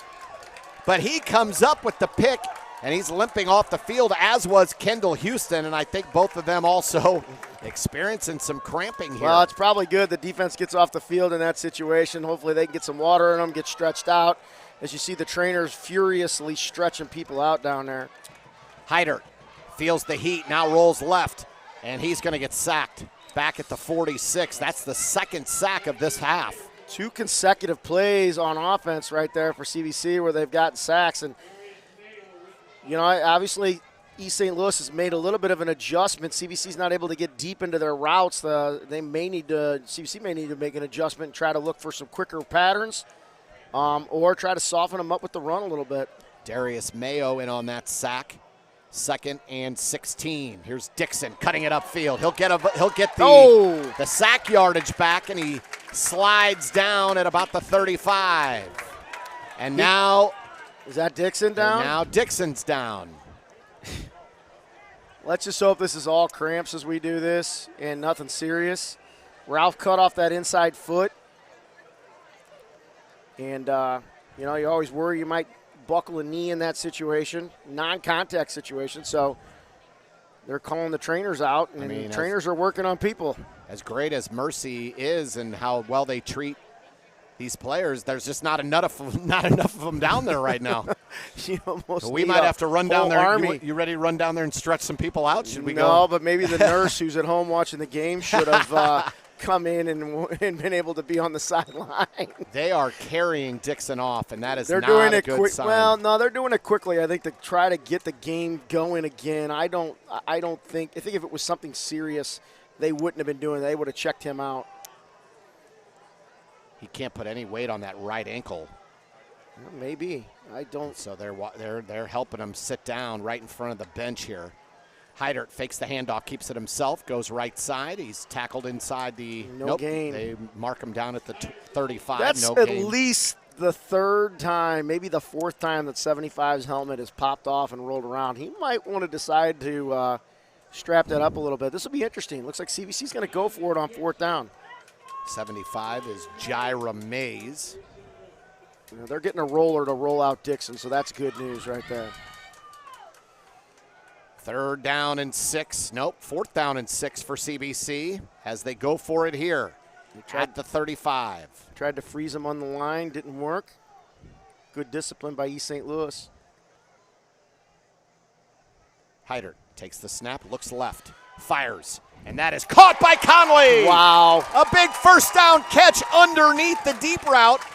Running deep was Jared Stewart, and Conley cut his route off over on the sideline, sat down, and made a nice catch. Curled that up underneath. You got a couple of East St. Louis players on the sideline here. Here comes the cramps for them. Number 6. Is that Pride? That's Toriano Pride, I think. Yeah, number 6, yep. Toriano Pride, cramping up on the sideline over here for East St. Louis. So, again, we'll have a stoppage. It's not you and I are not gonna have funny. You and I are going to have to come up with some stories to tell. Well, I don't know that people want to listen to my story. They're all about freshman football and, all these kids that vast majority of these, a senior class is the only class that I haven't had a hand in helping coach. But I've had a lot of these guys in class. I have a great rapport with so many of them, and from last year and even this year. We want to thank the team at Athletic Republic Performance Sports Training for their support of the Cadet Student Network. If your son or daughter is interested in elite training, call CBC alum Charlie McDaniel and the team at Athletic Republic to schedule a free session. That's 314-432-6103 to reserve your free session today. That's 314-432-6103. First down and 10, CBC at the 35-yard line. I see Jeremiah Love warming up on the sideline. He's been dressed all game and hasn't gotten in, but I see him kind of getting himself kind of going. I don't think they were planning on using him even though he's eligible. Come on, boys. Got to get disciplined. This is we got to get mentally tough or we're never going to go home tonight. That's right. Win or lose. 5-yard penalty, false start. It'll be 1st and 15, back at the 31. But I think with so many guys banged up with cramps, they might have to take him out of the garage a little earlier than they were hoping to. Heidert gives it to Van. He's got room. Whoa. Inside the 20. 10. Oh, my. What a move. Touchdown, CBC. 26 yards. Play. Dylan Van absolutely left the defender's shoes laying on the turf at about the 10-yard line and scored the touchdown. What a run by Dylan Van. And how about the hole on the left side of the line the offensive line behind Bryce Parsons and I'm drawing a blank on the left guard right now, but, they did a great job opening that hole up. We might need to burn a timeout. I don't know if we got everything. Is that Bo Brown? Kasich on to attempt the extra point. Snap back, ball down. Kick is up, and Bam. It is good. CBC leads 31-24 after an electric 26-yard touchdown run by Dylan Van. And that's going to be important, softening them up because they've definitely made it the thing. They're going to go after Heidert. Heidert had over 330 yards passing in the first half. Aiden Robinson-Wayne had 99 on his own, 99 yards receiving. I talked to Coach Mike Seamers, who's our statistician for these games, at halftime, and he gave us a couple of tidbits, and it's like, wow, 330 yards and a half of football, and we got a whole fourth quarter and 7 minutes in the third quarter to go, and if CBC can get that running game going and their defense can keep playing, we're in good shape. So Kasich will kick it off. 7:04 to go, third quarter. 31-24. CBC takes the lead. CBC last led in this game back at the 10:54 mark of the second quarter when they took a 17-16 lead. They've had a couple of different leads in this game, but this is the first time they've kind of had that full touchdown lead. Now the only thing is East St. Louis has gone for it on 2-point conversions every time, and they've gotten it every time. So there's hopefully there's an adjustment to be made there. Kasich will do the kicking from the left hash.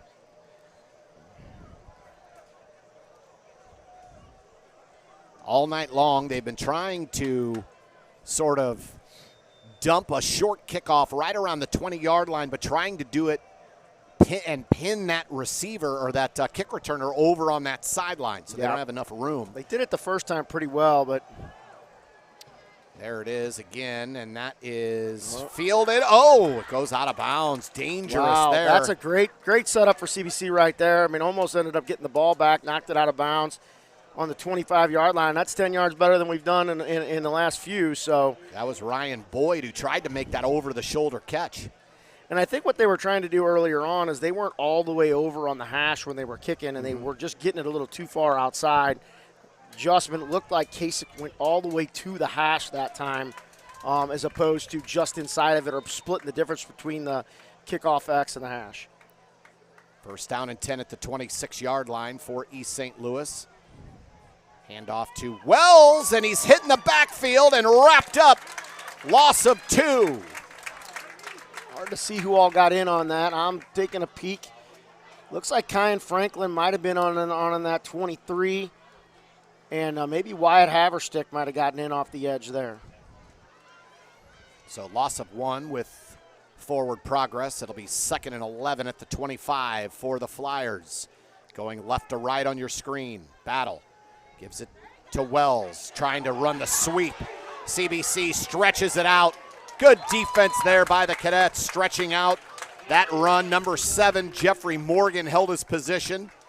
And a good play by that Cadet defense to stretch out Allie Wells, gave him no holes to cut back into. Yeah, no cutbacks up there. Wyatt Haverstick did a nice job anchoring the edge. He needed to fight off that block a little bit more. Might have been able to draw a hold, but as it is, it's third and 7 right here. Huge play right here for CBC. And East St. Louis. I mean, both of these teams. Now sprinting out far left is Marquise Palmer. Battle fires over the middle, caught by Luther Burden, but I don't know if he'll have a first down. Yeah, he got it. He got it by about a foot or so, but still, you know. There's Luther Burden's first catch of the night at the 38. Empty backfield again for the Flyers as they now want to push the tempo. Battle, looking, great coverage, and he's going to throw it away. Great coverage by CBC, and then a late flag comes in. Holding There we go. The Flyers. Hey, is that Avery Olson? I think that's Avery Olson who helped draw that hold right there. 61, the junior, helped draw that hold. There's another flag down in the middle. Let's see what they've got here. Yeah, I heard a fan in front of us say, what about intentional grounding? He just heaved it out of bounds. He did, no one around. And there's, this should be both, but I don't know. You can't mark off both penalties, so they're calling that hold right at the line of scrimmage. So that must not have been Avery who drew that hold, which is a shame because that would have been a spot foul 10 yards from there. That would have been a huge, huge give. As it is right now, you're first and 22. Almost 20, yeah. They have to get to the 48-yard line. Ball spotted at the 28. There's a screen. And a good play underneath there. Good tackle. Kendall Houston making his feel he's hobbling a little bit, probably feeling the effects of all this heat. And I mean, these kids are they're giving everything they've got in this game. I mean, both sides are just really getting after it. Pickup of 4. It'll be 2nd and 16 for East St. Louis. 4 wide receivers, 2 split at the top of your screen, 2 to the right of Battle. Palmer in the backfield. Battle steps into the pocket, heaves it deep. Overthrown. Good coverage by Sean Horst. That's intended for Karan Parchman. That's really, really technically sound by Sean Horst. Just running stride for stride, a little bit of bumping going on, but nothing happening right there. Was in a position to swat that ball, come over the shoulder if he needed to. And it's 3rd down and 18. CBC players coming over here to get the fans riled up, make some noise here on 3rd down. 5:10 to go in the 3rd quarter. CBC leads 31-24. Battle in the shotgun. Now the fans get on their feet at W. Michael Ross Stadium.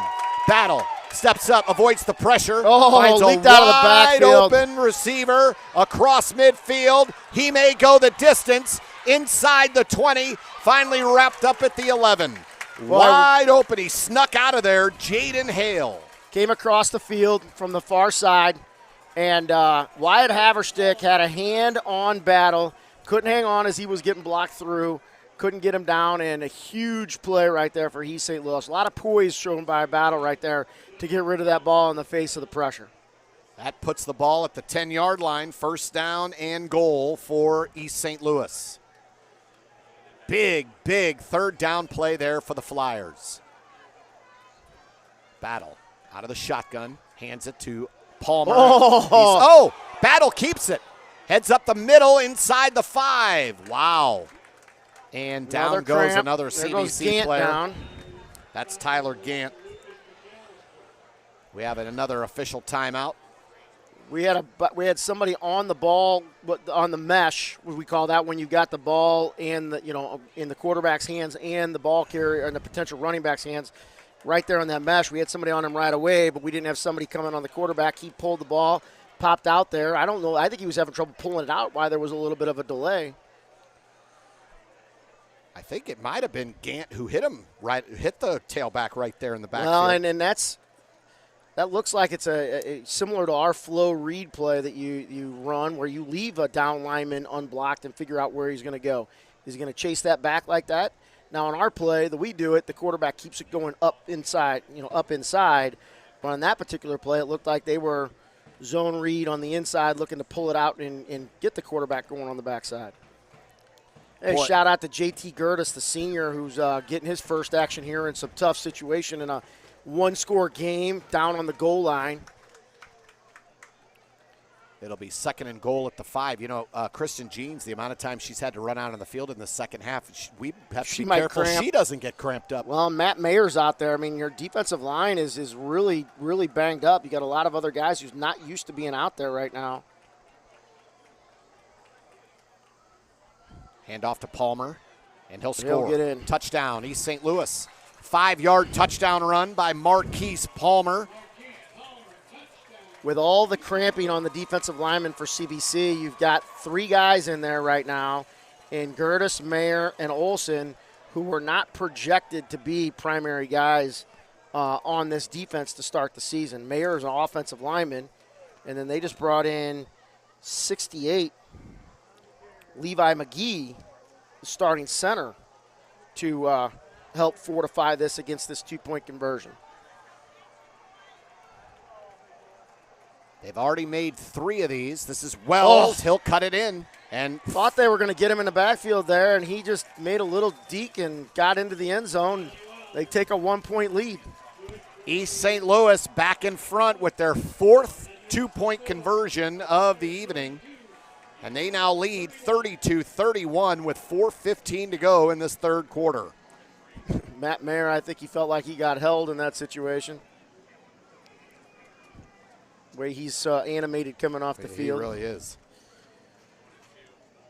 So East St. Louis on the strength of a big-time 3rd and 18 conversion that netted them about 70 yards, set themselves up for that touchdown, and then the go-ahead 2-point conversion run by Allie Wells, the Lutheran North transfer. So 4:15 to go in this third quarter, and boy, what a game. 32-31, East St. Louis. I'm at a loss. I mean, and everybody who listens to these broadcasts know that I'm never lost for words. I'm kind of at a loss for words. I mean, this is just amazing. It's just an amazing game. And it looks like Jeremiah Love will check in. He is going to be the deep man on this kick. This will be interesting. So what was the injury, Coach? What injuries he been battling? I'm not exactly sure. I know he's had some nagging stuff, but he's been at practice. He's been able to do a lot of stuff, off and on, in and out of condition, do a lot of conditioning and stuff like that. But I know he had some stuff that was lingering at the end of the summer, and he was just able to kind of get going this last week in pads for the first time. Burden's line drive kick bounces geez. Off the hands of Somebody Aiden got Robinson Wayne. He returns it across the 15 and tackled at the 19. Dangerous, but an okay return after the ball bounced off his was, fingers. and there was just a stellar block up on about the 15-yard line. CBC player just stumped an East St. Louis kid coming down. Now, look, it's hard for me to use those binoculars while play's going on. I'd have to pick it up afterwards. I didn't catch who it was, but, just a really nice block. I think if Aiden had that to do over again, he would have let that get into Dylan's hands, or into Jeremiah's hands. And here he comes into the game at running back. Jeremiah Love in the game. Back with Dylan Van. With Dylan Van. 4:04 to go, third quarter. CBC trails 32-31. Heidert takes the shotgun snap and hands it to Love.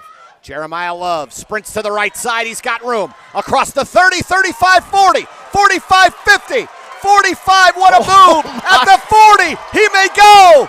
Inside the 20. Touchdown, CBC. His first carry of the night. He goes 81 yards.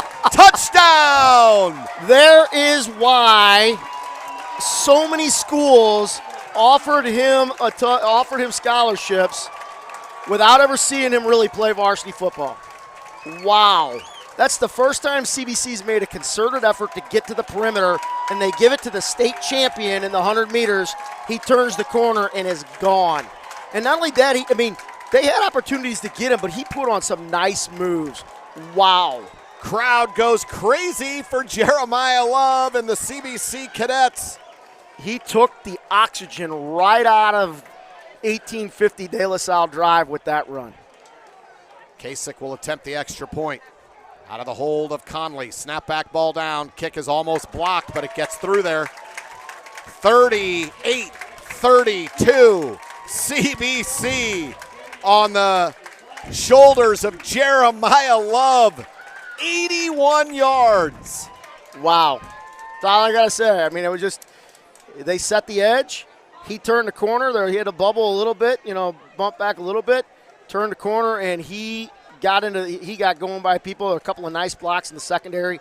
Gavin Conley with a little shoulder push right there at the end in order to get him in the end zone. Players and coaches are fanning Love on the bench right now with their towels. He needs some oxygen. Yeah, trying to cool. Hey, cool down. Jeremiah Love. As he points to the fans in the stand. Gotta love it. CBC will kick off now, leading 38-32. What a play. My goodness. Let him get some water, boys. I don't think he's done. Kasich will kick off for the Cadets. Let's see where they set up shop here. They're going to kick it from the right hash this time.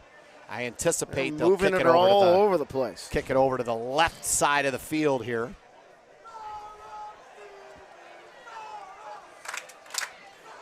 The only bad news about that is your defense, who needed a little bit of rest, get a rest. now has to get back on the field. Yes, they do.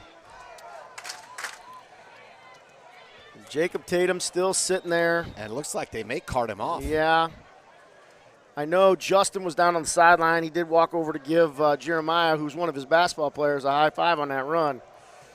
And, I think they were trying to root for a fair catch there. That doesn't get all the way over, and that's a good return for East St. Louis across midfield. Let's see where they mark him. Stepped out of bounds right before crossing midfield. Did a flag come out late there? That was Leontre Bradford.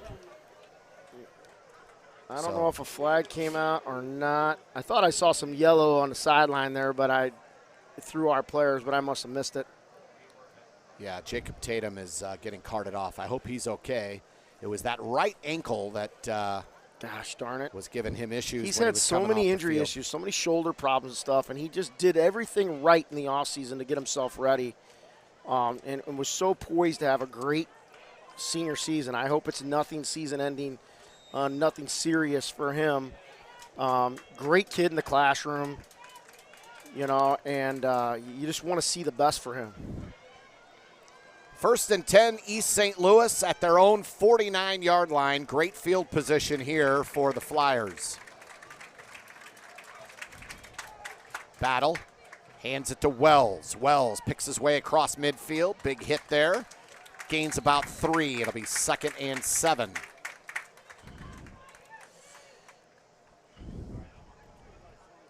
CBC needs to get a stop and another score to give themselves a little bit of cushion. Otherwise, they're playing catch-up with these two-point conversions.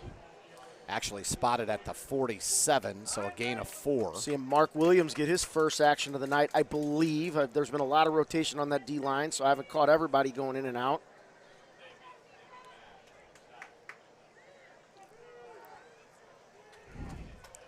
They say 2nd and 7 on the scoreboard. We'll go with it. 2nd and 7, Battle. Fakes to Wells, steps up. Now he's got room on the right side, looking to run it, but yeah, he's nothing getting nothing there. He got sacked for about a 2-yard loss. Wyatt Haverstick slow played that really, really well. And then Thiessen came in and helped finish it. Yeah, I mean, I think he sloped. If he gets too aggressive on that, even though you're trying to get after the quarterback, Battle's electric and elusive enough. He pops out the backside. We know he can go. I mean, he's just as fast as all the rest of these guys running around out here. Correction, that was Kyan Franklin who helped clean things up. But, yeah, good play, holding his ground by Haverstick. So 3rd down and 7. Last time it was a 3rd and long. East St. Louis converted a big play. Battle steps up, fires. He got a man open inside the 30, 25-20, inside the 15. He dropped that right into the soft spot of the zone. Nice touch pass on that play in order to make something happen. Just over the defender's outstretched hands. That was Marquise Palmer out of the backfield, 1st and 10. Another big gain for East St. Louis on 3rd and long. I mean, they're just trading punches, back and forth, back and forth. There's another CBC player's down with what appears to be cramps. So we have 1:48 to go in this long 3rd quarter. And it's 38-32. CBC leads, but the Flyers are driving. Folks, if you're a fan of CSN, you've definitely heard us mention our friend, State Farm agent Tim Kylo. It's time to give Tim a call. Let him help save you money on your insurance. We're talking about home, life, boat, anything. If it can be insured, Tim is your guy. Tim has helped several members of the CBC community save hundreds, even thousands of dollars per year by switching to Tim Kylo at State Farm. Well, the other heavyweight of title fight in the area was St. Mary's and Luther North, and St. Mary's is up 23-0 with 1:24 left in the half. Wow. They started at 8 o'clock. I'm sorry, I think I cut off one of your reads there. No, that's I was looking good. at some scores.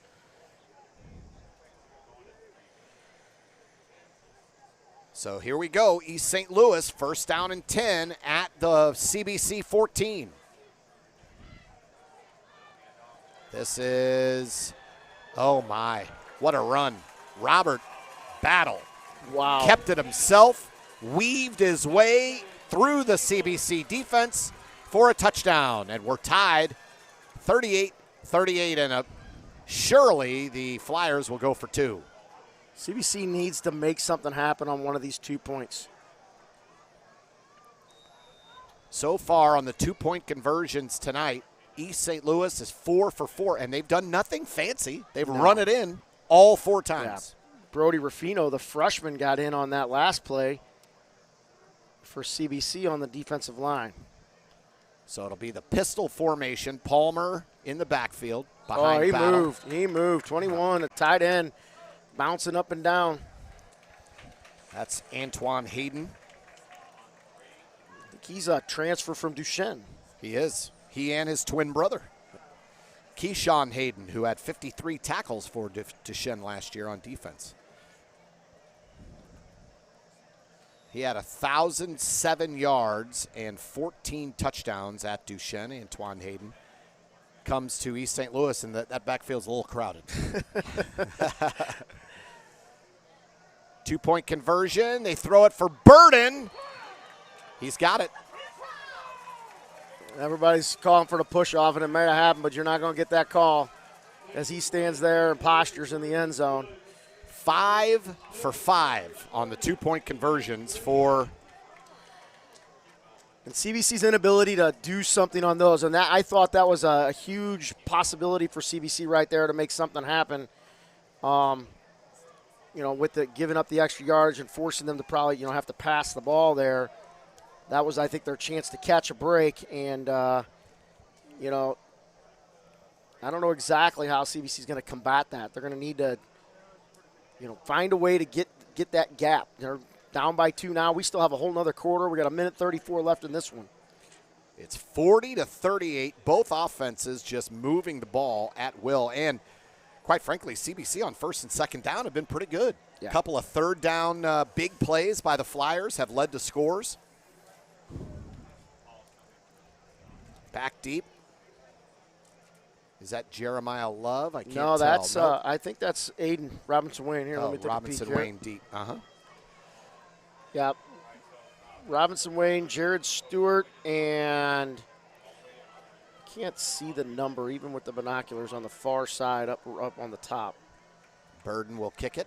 Line drive kick. Boy, that's a deep kick. Wayne catches it. Robinson Wayne at the 1. Across the 10, 15, 20, 25, out to maybe the 26. Probably the best return of the night. Yep, 25-yard return for Robinson Wayne. Interesting to see whether we get a return of Jeremiah Love into the backfield or. What if he just went up to the locker room? He's like, that's it. I had my 81. I had my big touchdown run. I'm done for the night. Oh, that would be interesting. I know they're trying to be careful with him, you know. That's that old George Costanza, go out on a high note. Start with, we're going back to Dylan Van, who's had his good things happen Big for night him. as well. Jaden Jones in at wide receiver for CBC.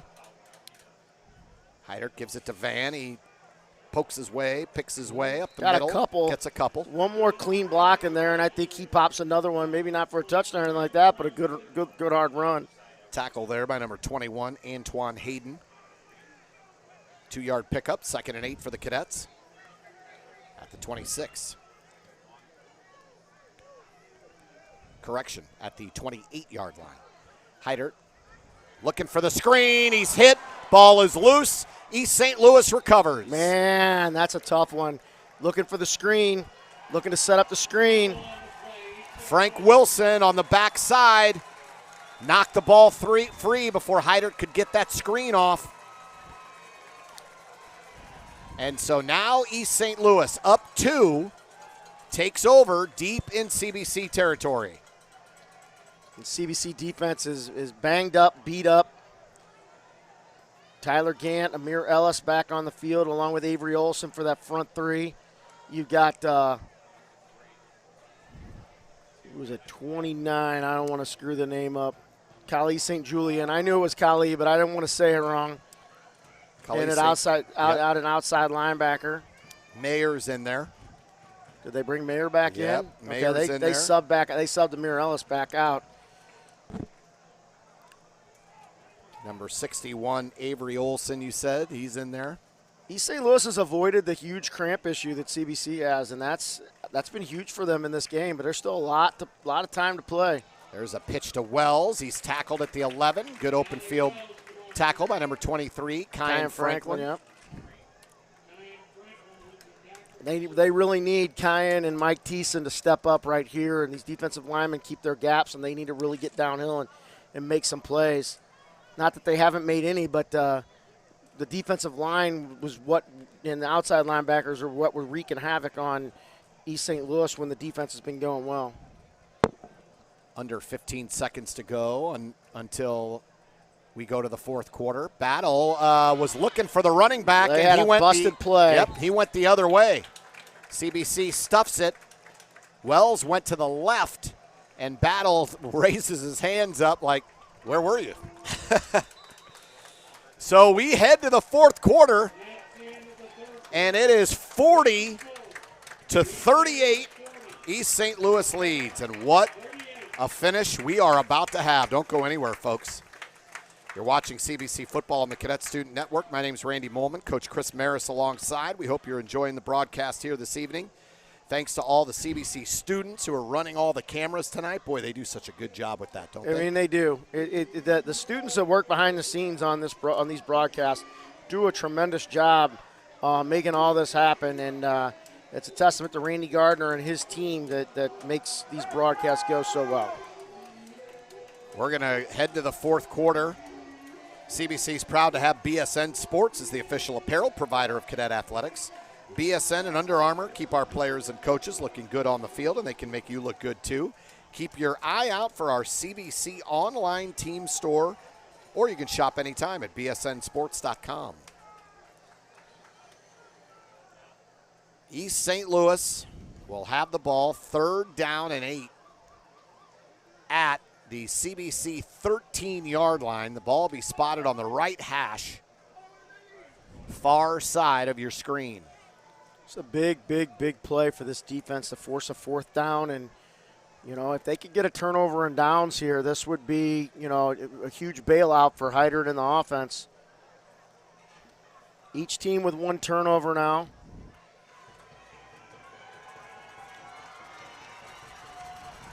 Now the East St. Louis players getting their fan base up. A lot of East St. Louis fans in the house tonight. We're looking more like 3rd and 10 here, 3rd and 9, based on the sticks. They just adjusted the scoreboard. Yeah, I think we're 3rd and 10 here after that last play. Battle takes the snap, sets up, looks, fires into the end zone. He overthrows his man. Huge. Wow, he had number 21, Antoine Hayden, open underneath, and he led him a little too far. Did, and receiver down here on this near side was at number 3. Yeah. That's Burton, isn't it? Yeah, Luther Burton. He was open on this near side. Soft. I mean, he would have had to make something happen in order to get a first down, but he was open underneath. So what do we got? We got somebody down now. We got East St. Louis guys are starting to get the cramp situation. So this will be interesting. Did CBC get their cramps out of the way early? Is East St. Louis going to get theirs late? I don't know. All I know is this has been one heck of a game, minus the stops because of the cramps. I mean, we have lost count of the number of CBC players that have come off the field due to cramping, mostly on the defensive side of the ball. That has severely affected the front, at least the front 3 or 4 on that defensive line for sure, because those starting defensive linemen have all spent time on the sidelines with cramps. I mean, even they're even rolling Jeremiah Love out, and he ran one time, but you run that far.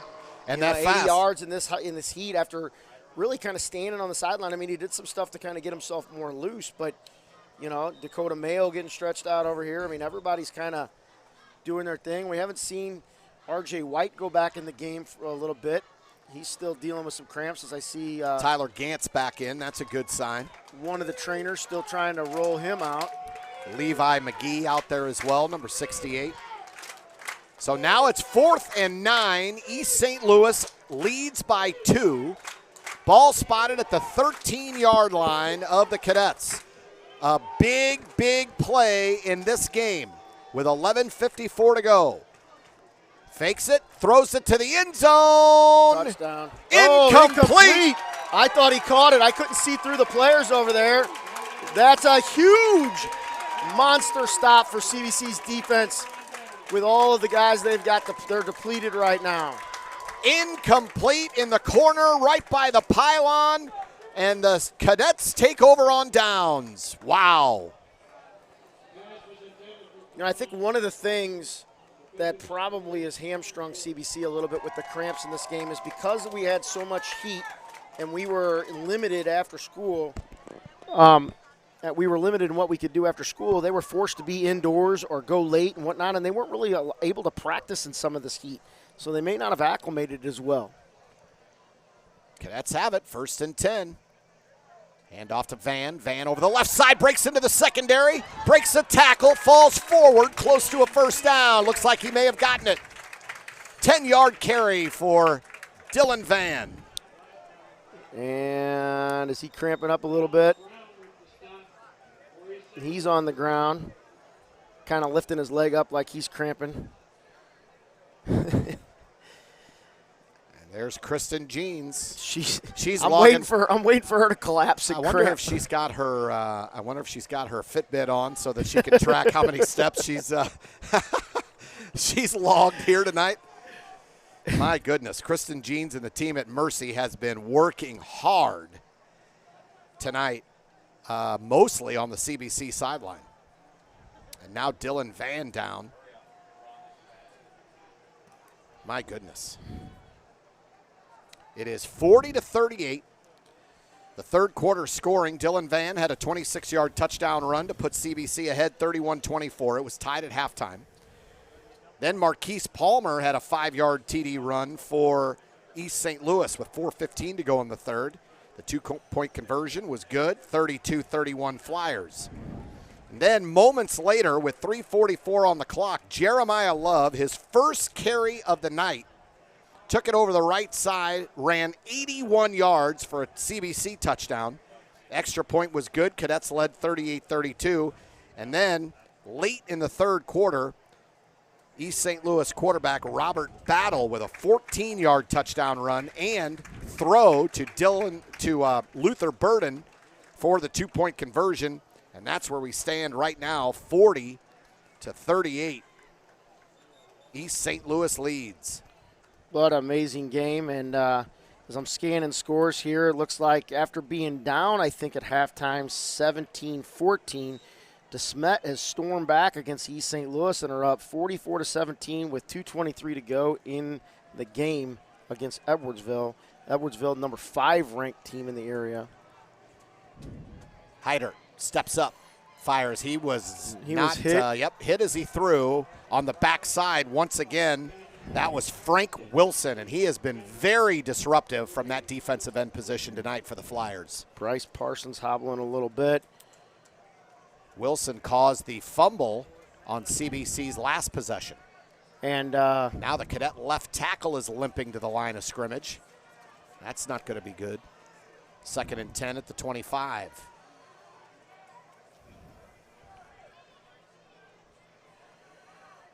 Hyder changing the play or adjusting it. All the safeties down in the box. Here comes the blitz. That ball's batted down by number 6, Toriano Pride. He got his left hand in there against Conley.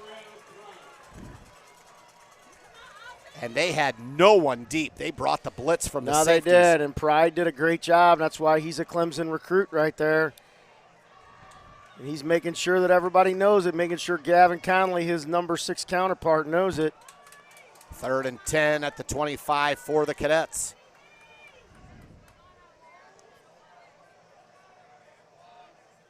Hyder takes the snap, steps up, fires over the middle. It's caught. First down, baby.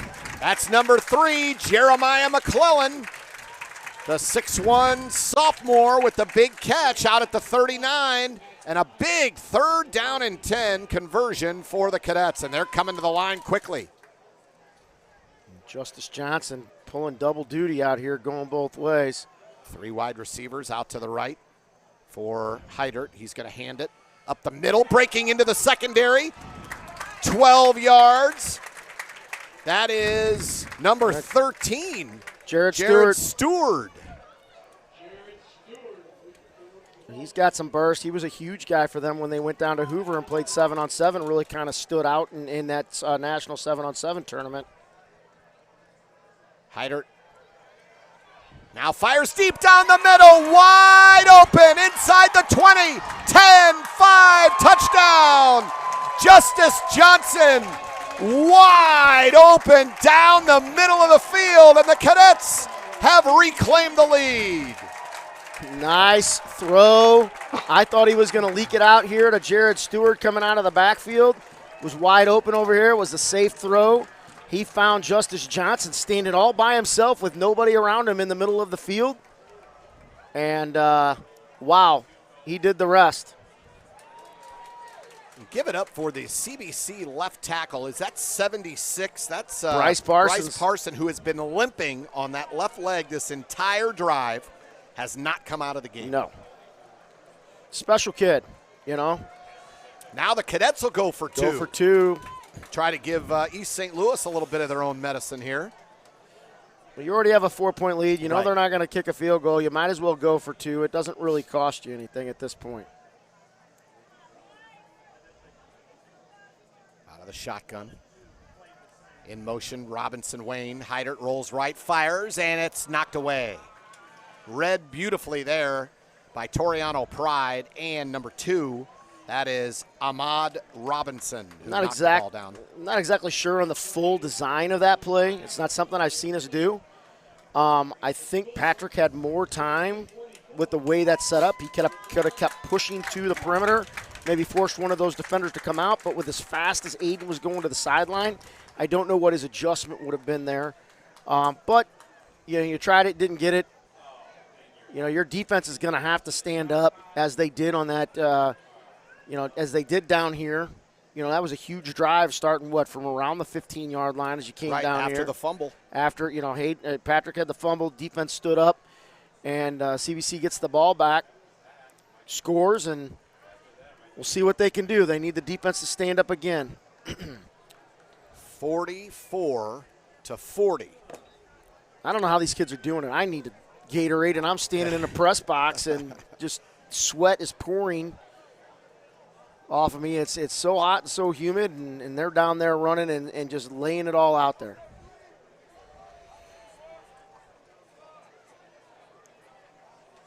Kasich will kick. Now, he was kicking a lot of balls out of bounds in that first half, but in the second half, he's kept it inbounds, perhaps too far away from the sidelines as he tries to maybe over-adjust to that sort of pooch-type kick. This is a spot where you might go down the middle of the field if you can get it because of how wide they are. Right. Here's the kick. Nope, another little pooch towards the sidelines. Caught there. That's Luther Burden at the 20. What were we thinking there? Burden 25-30, 35-40, 45-50. There's a flag. Burden may take it all the way. He does. That's going to be a touchdown, but I think that'll come back. Luther Burden with an 80-yard kickoff return for touchdown, but I think this is coming back.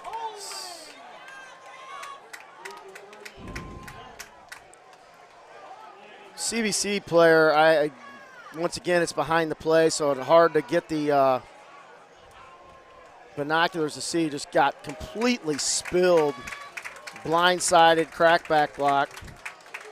Luther Burden had an 85-yard punt return for touchdown. He had this kickoff return that's being called back. But the reason, and you coach kids. You've been coaching kids a long time. I've been watching football a long time. When you see a 5-star recruit, one of the top wide receivers in the country, run, and it's so smooth and effortless, but he's outrunning everybody, it's a special talent when you see players like that. You do. I mean, he just glides. I mean, he's unique. I mean, there's a reason he's the #1 wide receiver recruit in the country.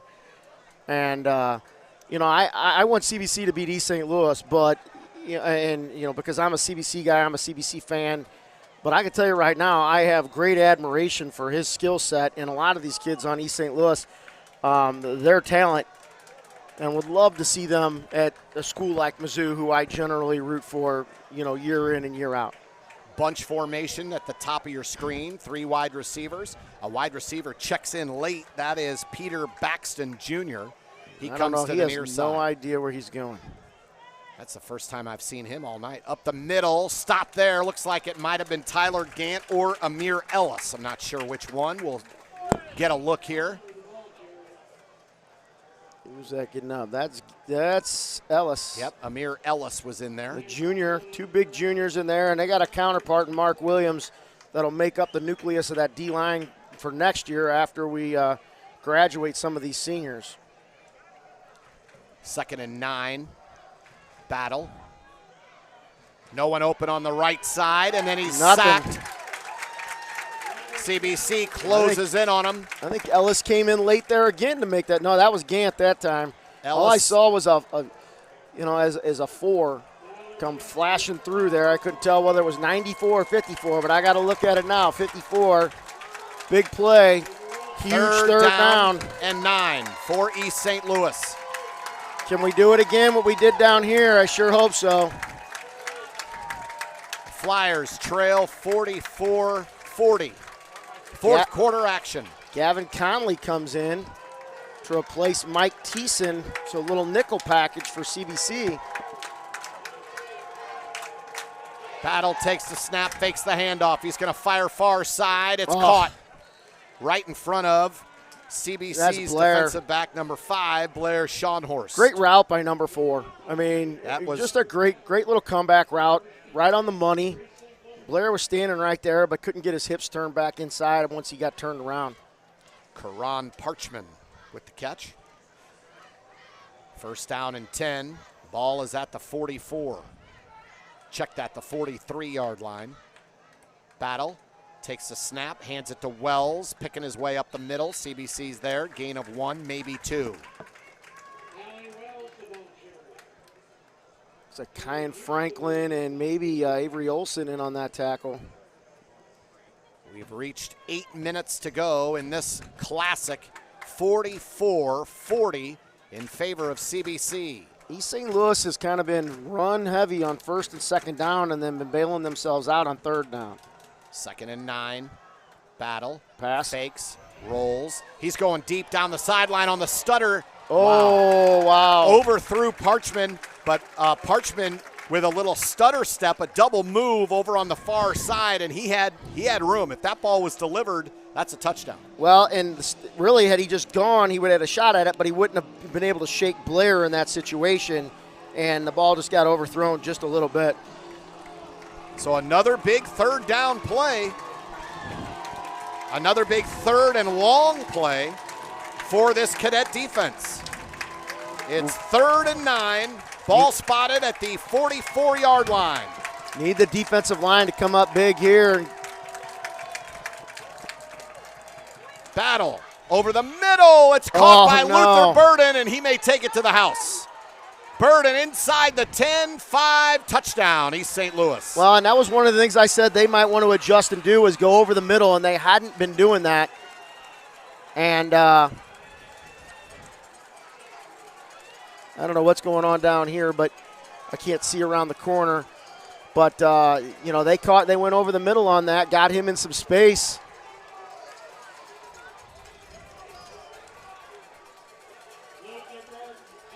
Luther Burden takes it to the house, and if he's got some open field. Well, we saw it on the punt return. Yep. We saw it on the kickoff return that got called back. Yep. And now we saw it on this. As Lucas McAllister comes off after getting dinged up a little bit, walking off on his own. So East St. Louis, as they've done all night, will go for 2. They are 5 for 5 in 2-point conversions. They're up 2 right now.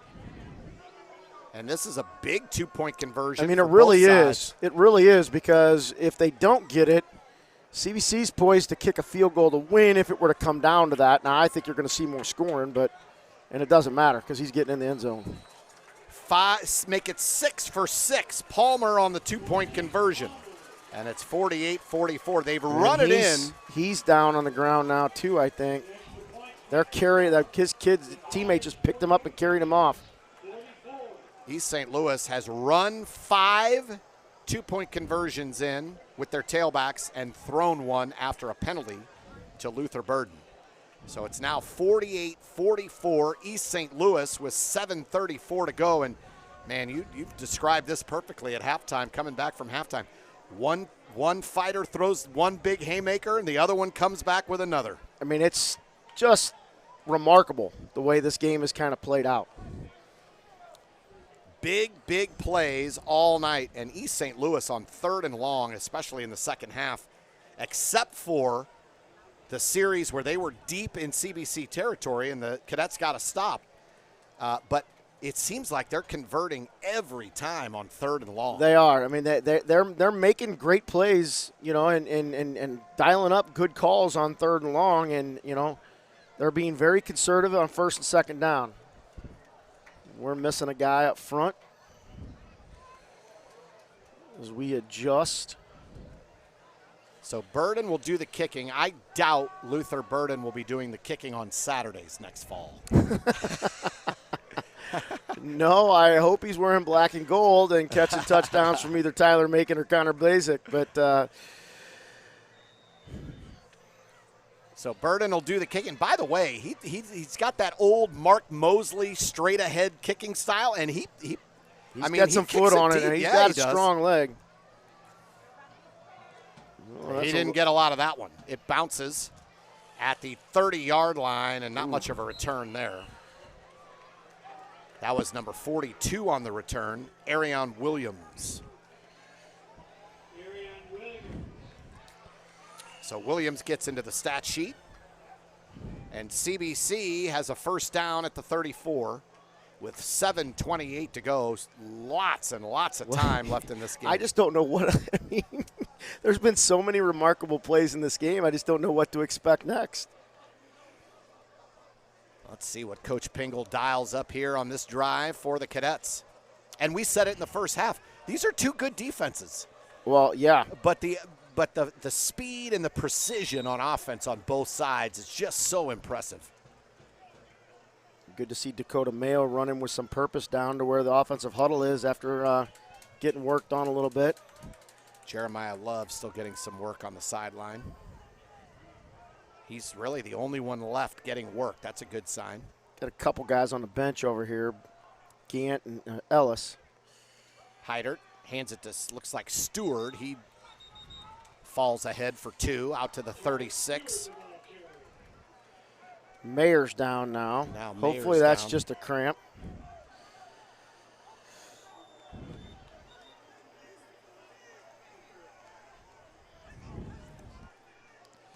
We want to shout out the Fitzgeralds, the Weisses, and the McGraws watching from the lake. Oh, boy, it'd be nice to be at the lake. This is great lake weather, right? Thank you for tuning in, guys. We appreciate it. They got it up on the big screen, baby. They got it on the big screen. That's what I did for my dad. I went and visited my dad. I put it up on, he's got a big 50-inch TV. I got him all squared away on the broadcast so that he could watch it from the comfort of his apartment. So it's not hard. Like, I always put a link up, when I post on social media. But, every app on a streaming service has regular YouTube on it. All you got to do is type in Cadet Student Network, and boom, you've got it up on your big screen, and you're ready to go. And you can subscribe, and you can catch all kinds of other events other than this. You catch soccer, fine and performing arts events like the plays, and if you want to watch the junior varsity games and events, you can tune into CSN2. Yeah, they did that all last year. I haven't heard for sure whether that's all going down this year. I'm sure if it is, I'll get smacked in the back here by Randy Gardner. But I know the Fine and Performing Arts will be doing Godspell. My daughter will be back performing in Godspell. Very good. She's been in the last 3 CBC productions. Absolutely loves it. And the CBC does such a great job. Tom Murray, everybody over there. I mean, it's amazing. They always put on great shows. Well, my oldest son was heavily involved in the theater program here, and he's trying to make a life out of that. Going to Lindenwood, working on a theater arts degree in theater tech, and very nice. And then I've got 2 other kids that are like all in on baseball and one on football also. So it's 2nd down and 8 when we come back. Sean McGraw, the director of our leadership program, another one of our programs that we have here, a full-blown leadership program that goes over the course of 4 years. Was that shout out to him that watching from the lake, and our esports program led by DJ Demanji, and getting some hardware and some esports stuff last spring, going strong, going through their tryout setup. Heidert, low snap, fakes the screen and then escapes pressure. Boy, they brought the house there. You just don't have. I mean, Leontre I like Bradford the idea. He needed to get rid of it quicker, and it's just not the design for that particular play. And the offensive line broke down. And now we got 3rd and long as he was trying to get up underneath on the receiver. Leontre Bradford hit him first, and then Jalen Bird cleaned it up. So 3rd down, about 18 for CBC. Heidert, low snap again, steps up, looking, fires, far side, caught, picked up about 10, but it'll be 4th down. Dakota Mayo with the catch. Got a defensive hold, I think, if I can read from the backside of the official here. Boy, that'll help. Coming over to talk to Coach Pingle, see if he wants to accept the penalty. You think he'll accept it? I think he will, because that'll give him another 3rd down play. Otherwise, it'd have been 4th down, and you're really, I don't know where Coach Pingle would have been, whether he felt like he needed to go for it on 4th down there, or whether you're going to punt and let your defense play.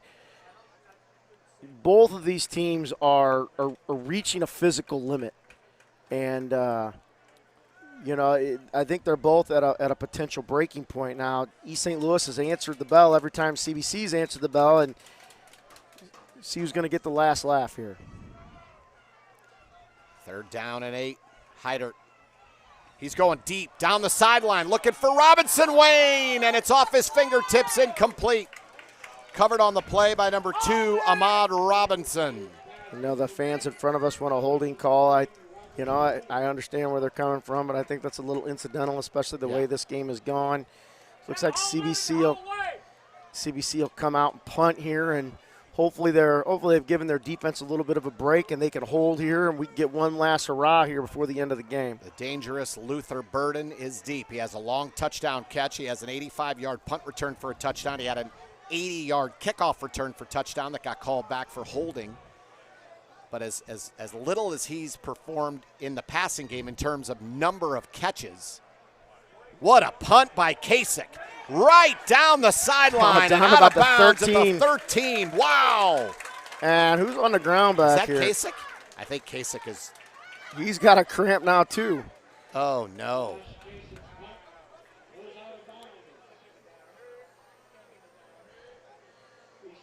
Unless he got hit there and he was. I don't think he got hit. No. I was going to say maybe he's trying to sell the roughing the punter.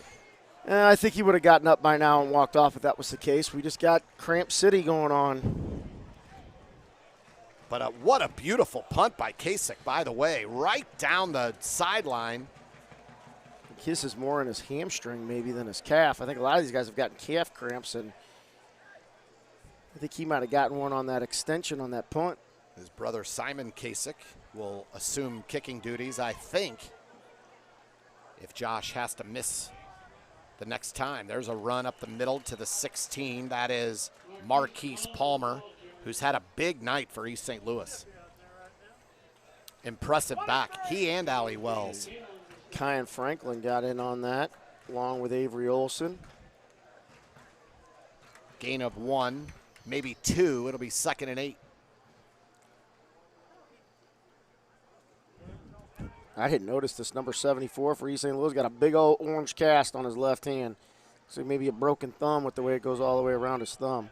Melvin Priestley, senior guard.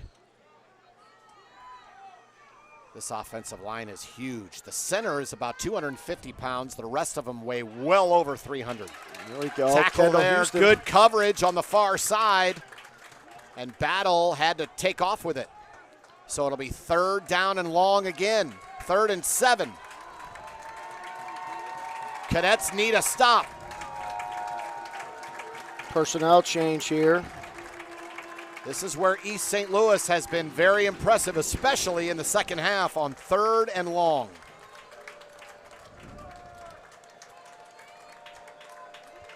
Battle has Allie Wells flanked to his right.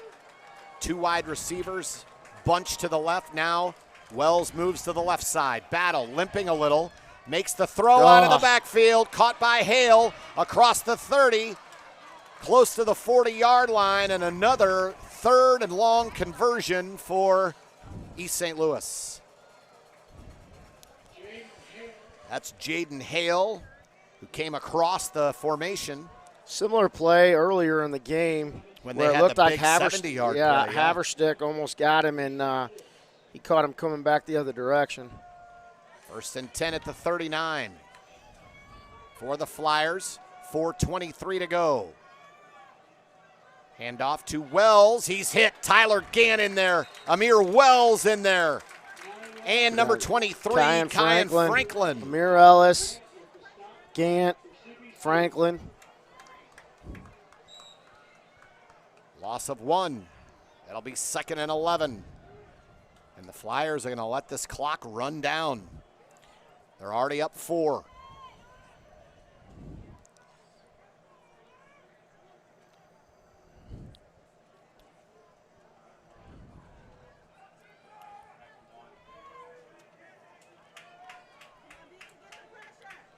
Here's Palmer. Right side, cuts it upfield, close to the 45. It'll be 3rd and 5 for East St. Louis. Sergeant Jeffrey Morgan in on the tackle. And he's coming out of the game because he's either cramping or hurt. That's Palmer, I think. Yep. Now he's down. We have had at least a dozen stoppages due to cramping here tonight.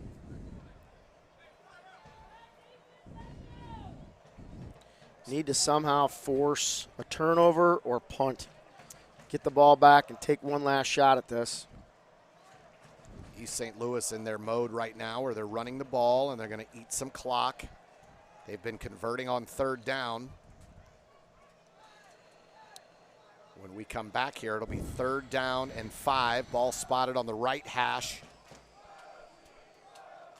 on the 44-yard line of East St. Louis. What an opening game between the number 1 and number 3 large schools in the St. Louis metro area. I mean, just has lived up to the hype. I mean, really has.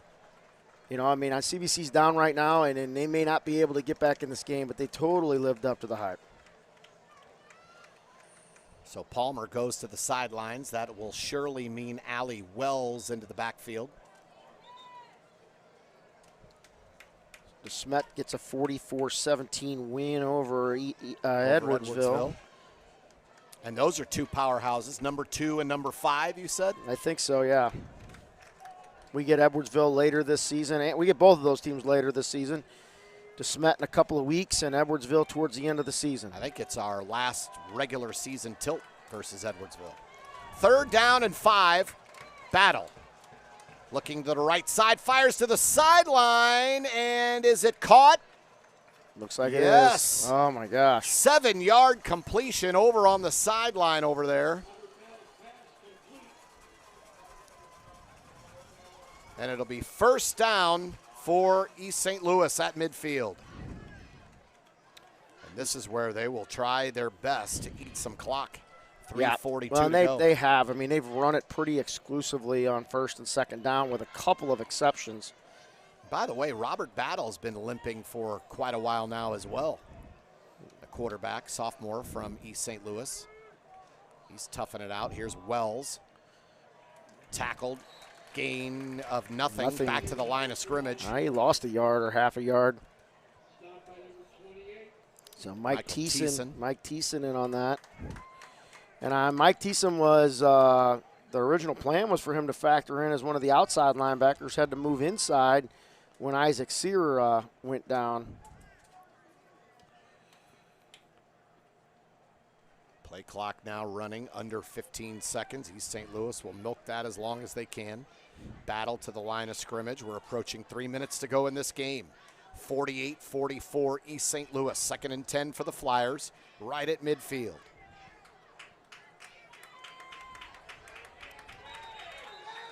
And a penalty flag. Delay a game. Delay a game. Trying to eat clock, and they didn't do a very good job of the clock management from the sideline or from the quarterback, you know, in order to get everybody up and ready to go. I mean, I get it. You're trying to keep your lead, not get anybody hurt and get out of here, but, you know, that does CBC a favor in stopping the clock and backing them up. So it'll be 2nd and 15. Back inside the 45 at the 44-yard line.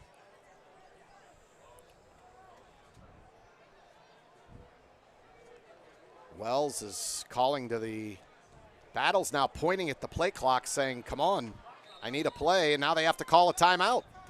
So some confusion by East St. Louis there. Well, and after a penalty like that, you go to a 25-second clock, whereas normally you're on after the play's over, you hit the 40-second clock. So I wonder if there was some confusion in terms of the time management. Battle's been very, very poised in this game, but maybe showing a little bit of his youth and maybe not understanding how that all works and expecting longer time. Here's the thing: the clock stopped, so you might as well get your play in and get it off. It doesn't matter the time that you kill there. So it is 2nd and 15 out of the timeout for East St. Louis. Got to wonder whether Jeremiah Love's got another shot. Another big run in him? Well, I think what you don't understand is just putting him on the field might create enough, fear or concentration on East St. Louis if we do get the ball back with a chance to take the lead, that, maybe he draws some attention and you either do something with him or, you're able to open somebody else up. I mean, there's a lot of weapons on the field for both of these teams, and I think Heidert's hit 7 or 8 different receivers tonight. So it's 2nd and 15, East St. Louis. 2:51 to go. Flyers lead 48-44. Battle calls for Palmer to come in motion. Hands it up the middle. Nothing there. Maybe a yard.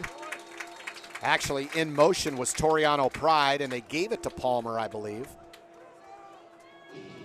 So this will make it 3rd and 15, and another CBC player down on the field. Kyan Franklin was kind of limping over here a little bit. And I think that might be, I can't see a number. I think that might be Wyatt Haverstick. Yep. As he leans up, that's Wyatt Haverstick, outside linebacker. Hobbled over there. You know, one thing you would have liked to have done in this game, and it doesn't look like that's been the case with Jacob Tatum and a couple of other guys, you would have liked to have come out of this game win or lose, injury-free. And as it looks like Jeremiah McClellan, who spots some time at outside linebacker, is going to come in for Haverstick. But I see Matt Mayer over here on the sideline on the bench. Doesn't look like he's headed back in the game, so they're going to have to piece that bit together with the offensive line. They stretch out. That's Haverstick, you said? Yep. Stretching him out over there. Boy, we have seen a lot of this here in the second half. I mean, this game was moving along okay, but, I mean, it's 10-10, and we still got 2 minutes and 40 seconds left to go. And the way this game's gone, nothing would shock me. The score is 48-44. Fourth quarter scoring, it went in as a 40-38 lead for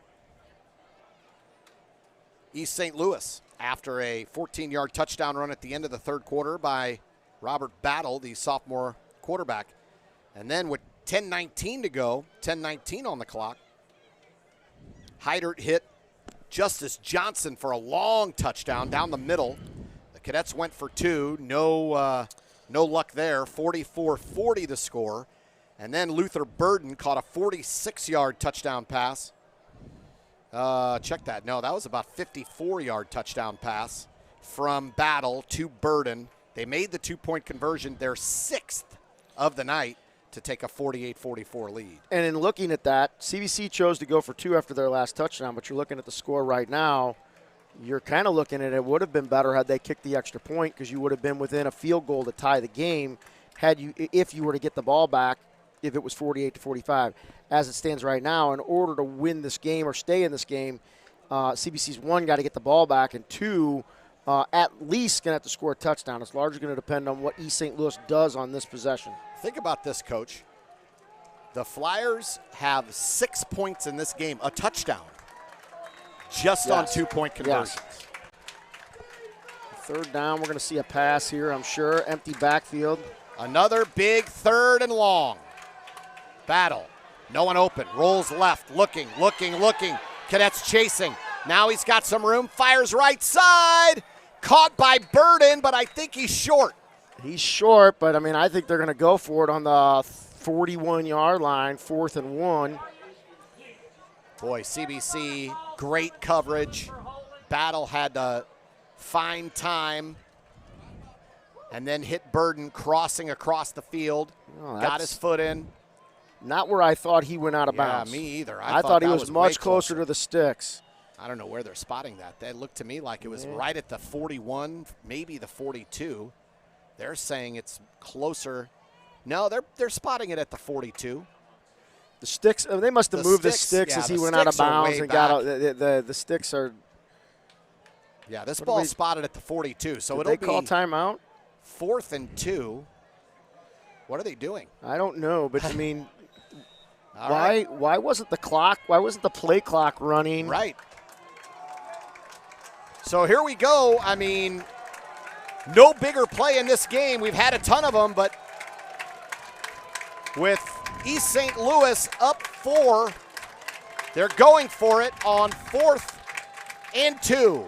Oh! Backfield! It's Amir Ellis. Amir Ellis. Wow. He hit Ali Wells. Oh, my gosh. A loss of 4 yards. No, a loss of 8 yards on that play almost. What a play. Wow. Like I said, I would not be surprised at anything, but, I mean, I swear some of these plays have just taken my breath away. Amir Ellis with the defensive play of the night in the East St. Louis backfield, and they lost 6. They spotted at the 48. Ali Wells on 4th and 2 is stuffed well behind the line of scrimmage. CBC with one timeout, 2:26 to go, they've got time. If they want to run the ball a little bit, they can do it. They just got to keep on top of their tempo. 1st and 10 CBC at the 48. Robinson Wayne in motion. He stands in the slot. Now he comes back this way. Heidert calls for the ball, gets the snap. Here comes the blitz. He's going deep, looking for Mayo. There we go. Got the flag. There's the flag. And will it be called on Ahmad Robinson? Yes. Yes. Ahmad Robinson will be flagged for pass interference. There was some hand jockeying going on all the way down the field. There was, but I mean, it's. I think at the end, he got a little bit more on Mayo than Mayo got on him, and that derailed Mayo's route and ability to get to the ball. Lamar Box comes over and tells Ahmad Robinson to forget it. You got to keep playing. Yeah, you got to. Yep. I mean, here's the deal. Once again, if you don't do that, does Mayo get to the ball and score a touchdown? Right. I don't know the answer to that, but it's distinctly possible. Heidert. Here comes the blitz again, and he had a man wide open over here on the near side. Conley was wide open. Heidert didn't have time to see him. And by the way, we've seen this a lot, especially in this fourth quarter. East St. Louis is bringing the house. They are. Safety blitz, linebackers are blitzing. They are bringing the house right now. Jeremiah Love back in the game. 2nd and 10, ball spotted at the 37-yard line for CBC. 2:15 to go. Cadets down 4. Heidert gives it to Love. He lowers his shoulder, picks up about 4. It's all right. Let's see where forward progress is here. He's not happy because of the way they tackled him, but hey, it's big boy football time now. Emotions now starting to run high with about 2 minutes to go. Pickup of 3, so it'll be 3rd and 7 for the Cadets.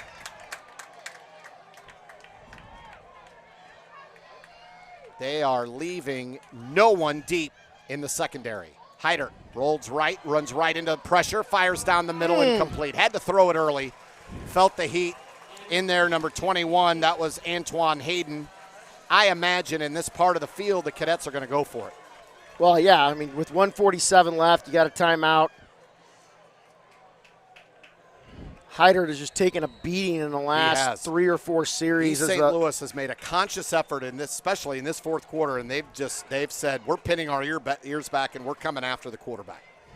It has been that way. They have left 0, no safeties deep. They're playing man coverage on the outside, blitzing the safeties, and they are disrupting CBC's passing game here in this fourth quarter. So what does Coach Pingle dial up here? 4th and 7. Ball's at the 34, 1:47 to go. Cadets down 4. And it really hurts. You got one of your senior leaders and Matt Mayer over here on the bench. Didn't get a look at who they substituted in for him.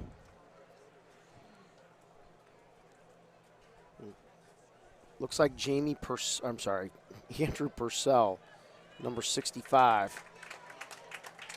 Purcell, the senior.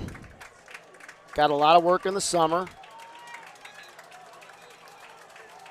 Robinson, Wayne, Conley, Mayo, and McClellan are the receivers in the game for CBC. Number 13, Jared Stewart in the backfield with Heidert. Stacked over here on the near side. 4th and 7. This could be the game. Heidert finds Conley off his fingertips, takes a big hit, turnover on downs. Hit by number 25, Dallas Brown, and that ball was a little inaccurate. It was. Conley went up to, got it, had his fingers on it. As the East St. Louis fans start their chants about East Side. 1:40 to go. CBC has 1 timeout left. And East St. Louis takes over at the 34-yard line. We'll see what they decide to do here. 1st down and 10. I didn't know if Coach Pingle had a gadget play he might pull out of his pocket. Maybe something with Aiden Robinson Wayne throwing the ball or something along those lines. They had Conley open. They did, and Patrick just needed a half a second longer.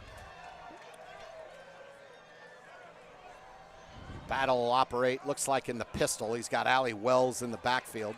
Only thing the Cadets can hope for now, really, and they're going to have to call a timeout because limping into the game was Marquise Palmer, and I assume he thought he wasn't going to have to come back in. He's limping pretty severely. He went out with a cramp earlier. So a timeout called by East St. Louis. And the only thing you can hope here for the Cadets is you got to strip. You got to start. This is the strip drill here. You got to try to force a fumble. Something.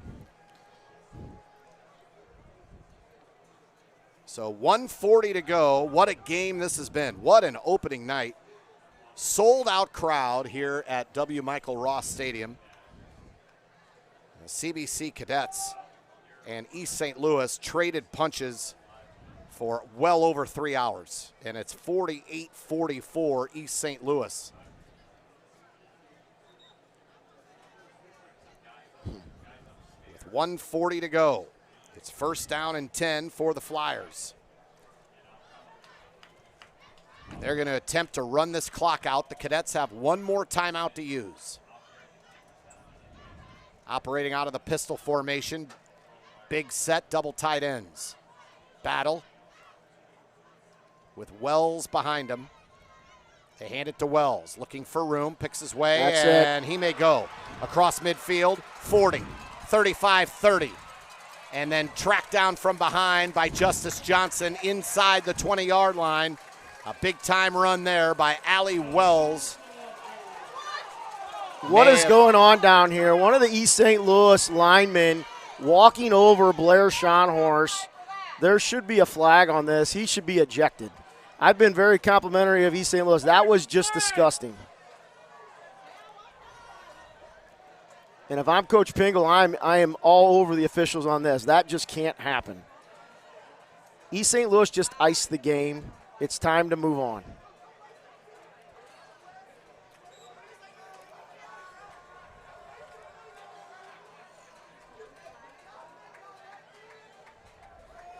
Well after the whistle. Well after the whistle. I mean, play was over. Blair's on his knees.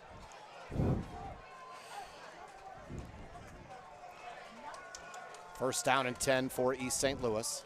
Hand off to Wells once again. He's hit in the backfield and dragged down by number 54, Tyler Gant.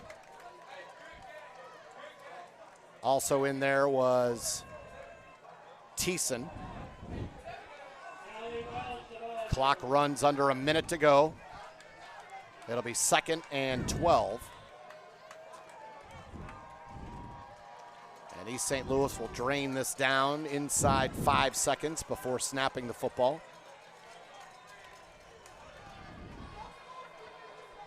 Coach Pingle not using his timeout. No. That's I mean, when you know, you know. I mean, it's one of those things when, you know, you just get ready to, and they should be taking a knee. This is where somebody gets hurt. Battle is stopped at the line of scrimmage by Tyler Gant. I think it was 15. That wasn't, was that Wells? Yes. And that's going to do it. The East St. Louis Flyers prevail. They hang on to beat the CBC Cadets 48-44. And what an absolute heavyweight fight this was, as Coach Maris stated earlier. And it was one punch after another, and East St. Louis just happened to land the last one. They did. It was what a tremendous game. And, you know, wow. I wish CBC would have come out on top. They worked their butts off for it and didn't work out for them. But, you know, that's an extremely, extremely talented East St. Louis team right there. And, you know, they've got more work to do for them going into the rest of their season. East St. Louis holds on here at W. Michael Ross Stadium. They knock off the CBC Cadets in the season opener here at W. Michael Ross Stadium. 48-44, the final score. Any other last words, Coach Maris? No, I'm just I'm heartbroken for our kids because I know what they put in to get to this particular point. Having a son on the team, even though he wasn't able to be here tonight, just hearing the hard work and the blood, sweat, and tears they put into this.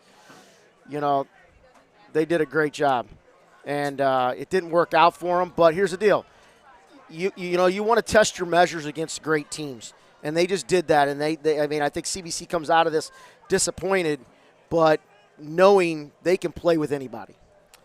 CBC will play at O'Fallon next Friday night, 7 o'clock, right here on the Cadet Student Network.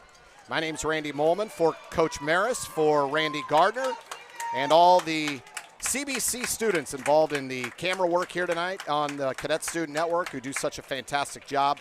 We thank you for that. We thank you for tuning in tonight. We had a big crowd watching online, and hope you'll tune in next week when the Cadets take on O'Fallon. Until next Friday at 7 o'clock. So long, everybody.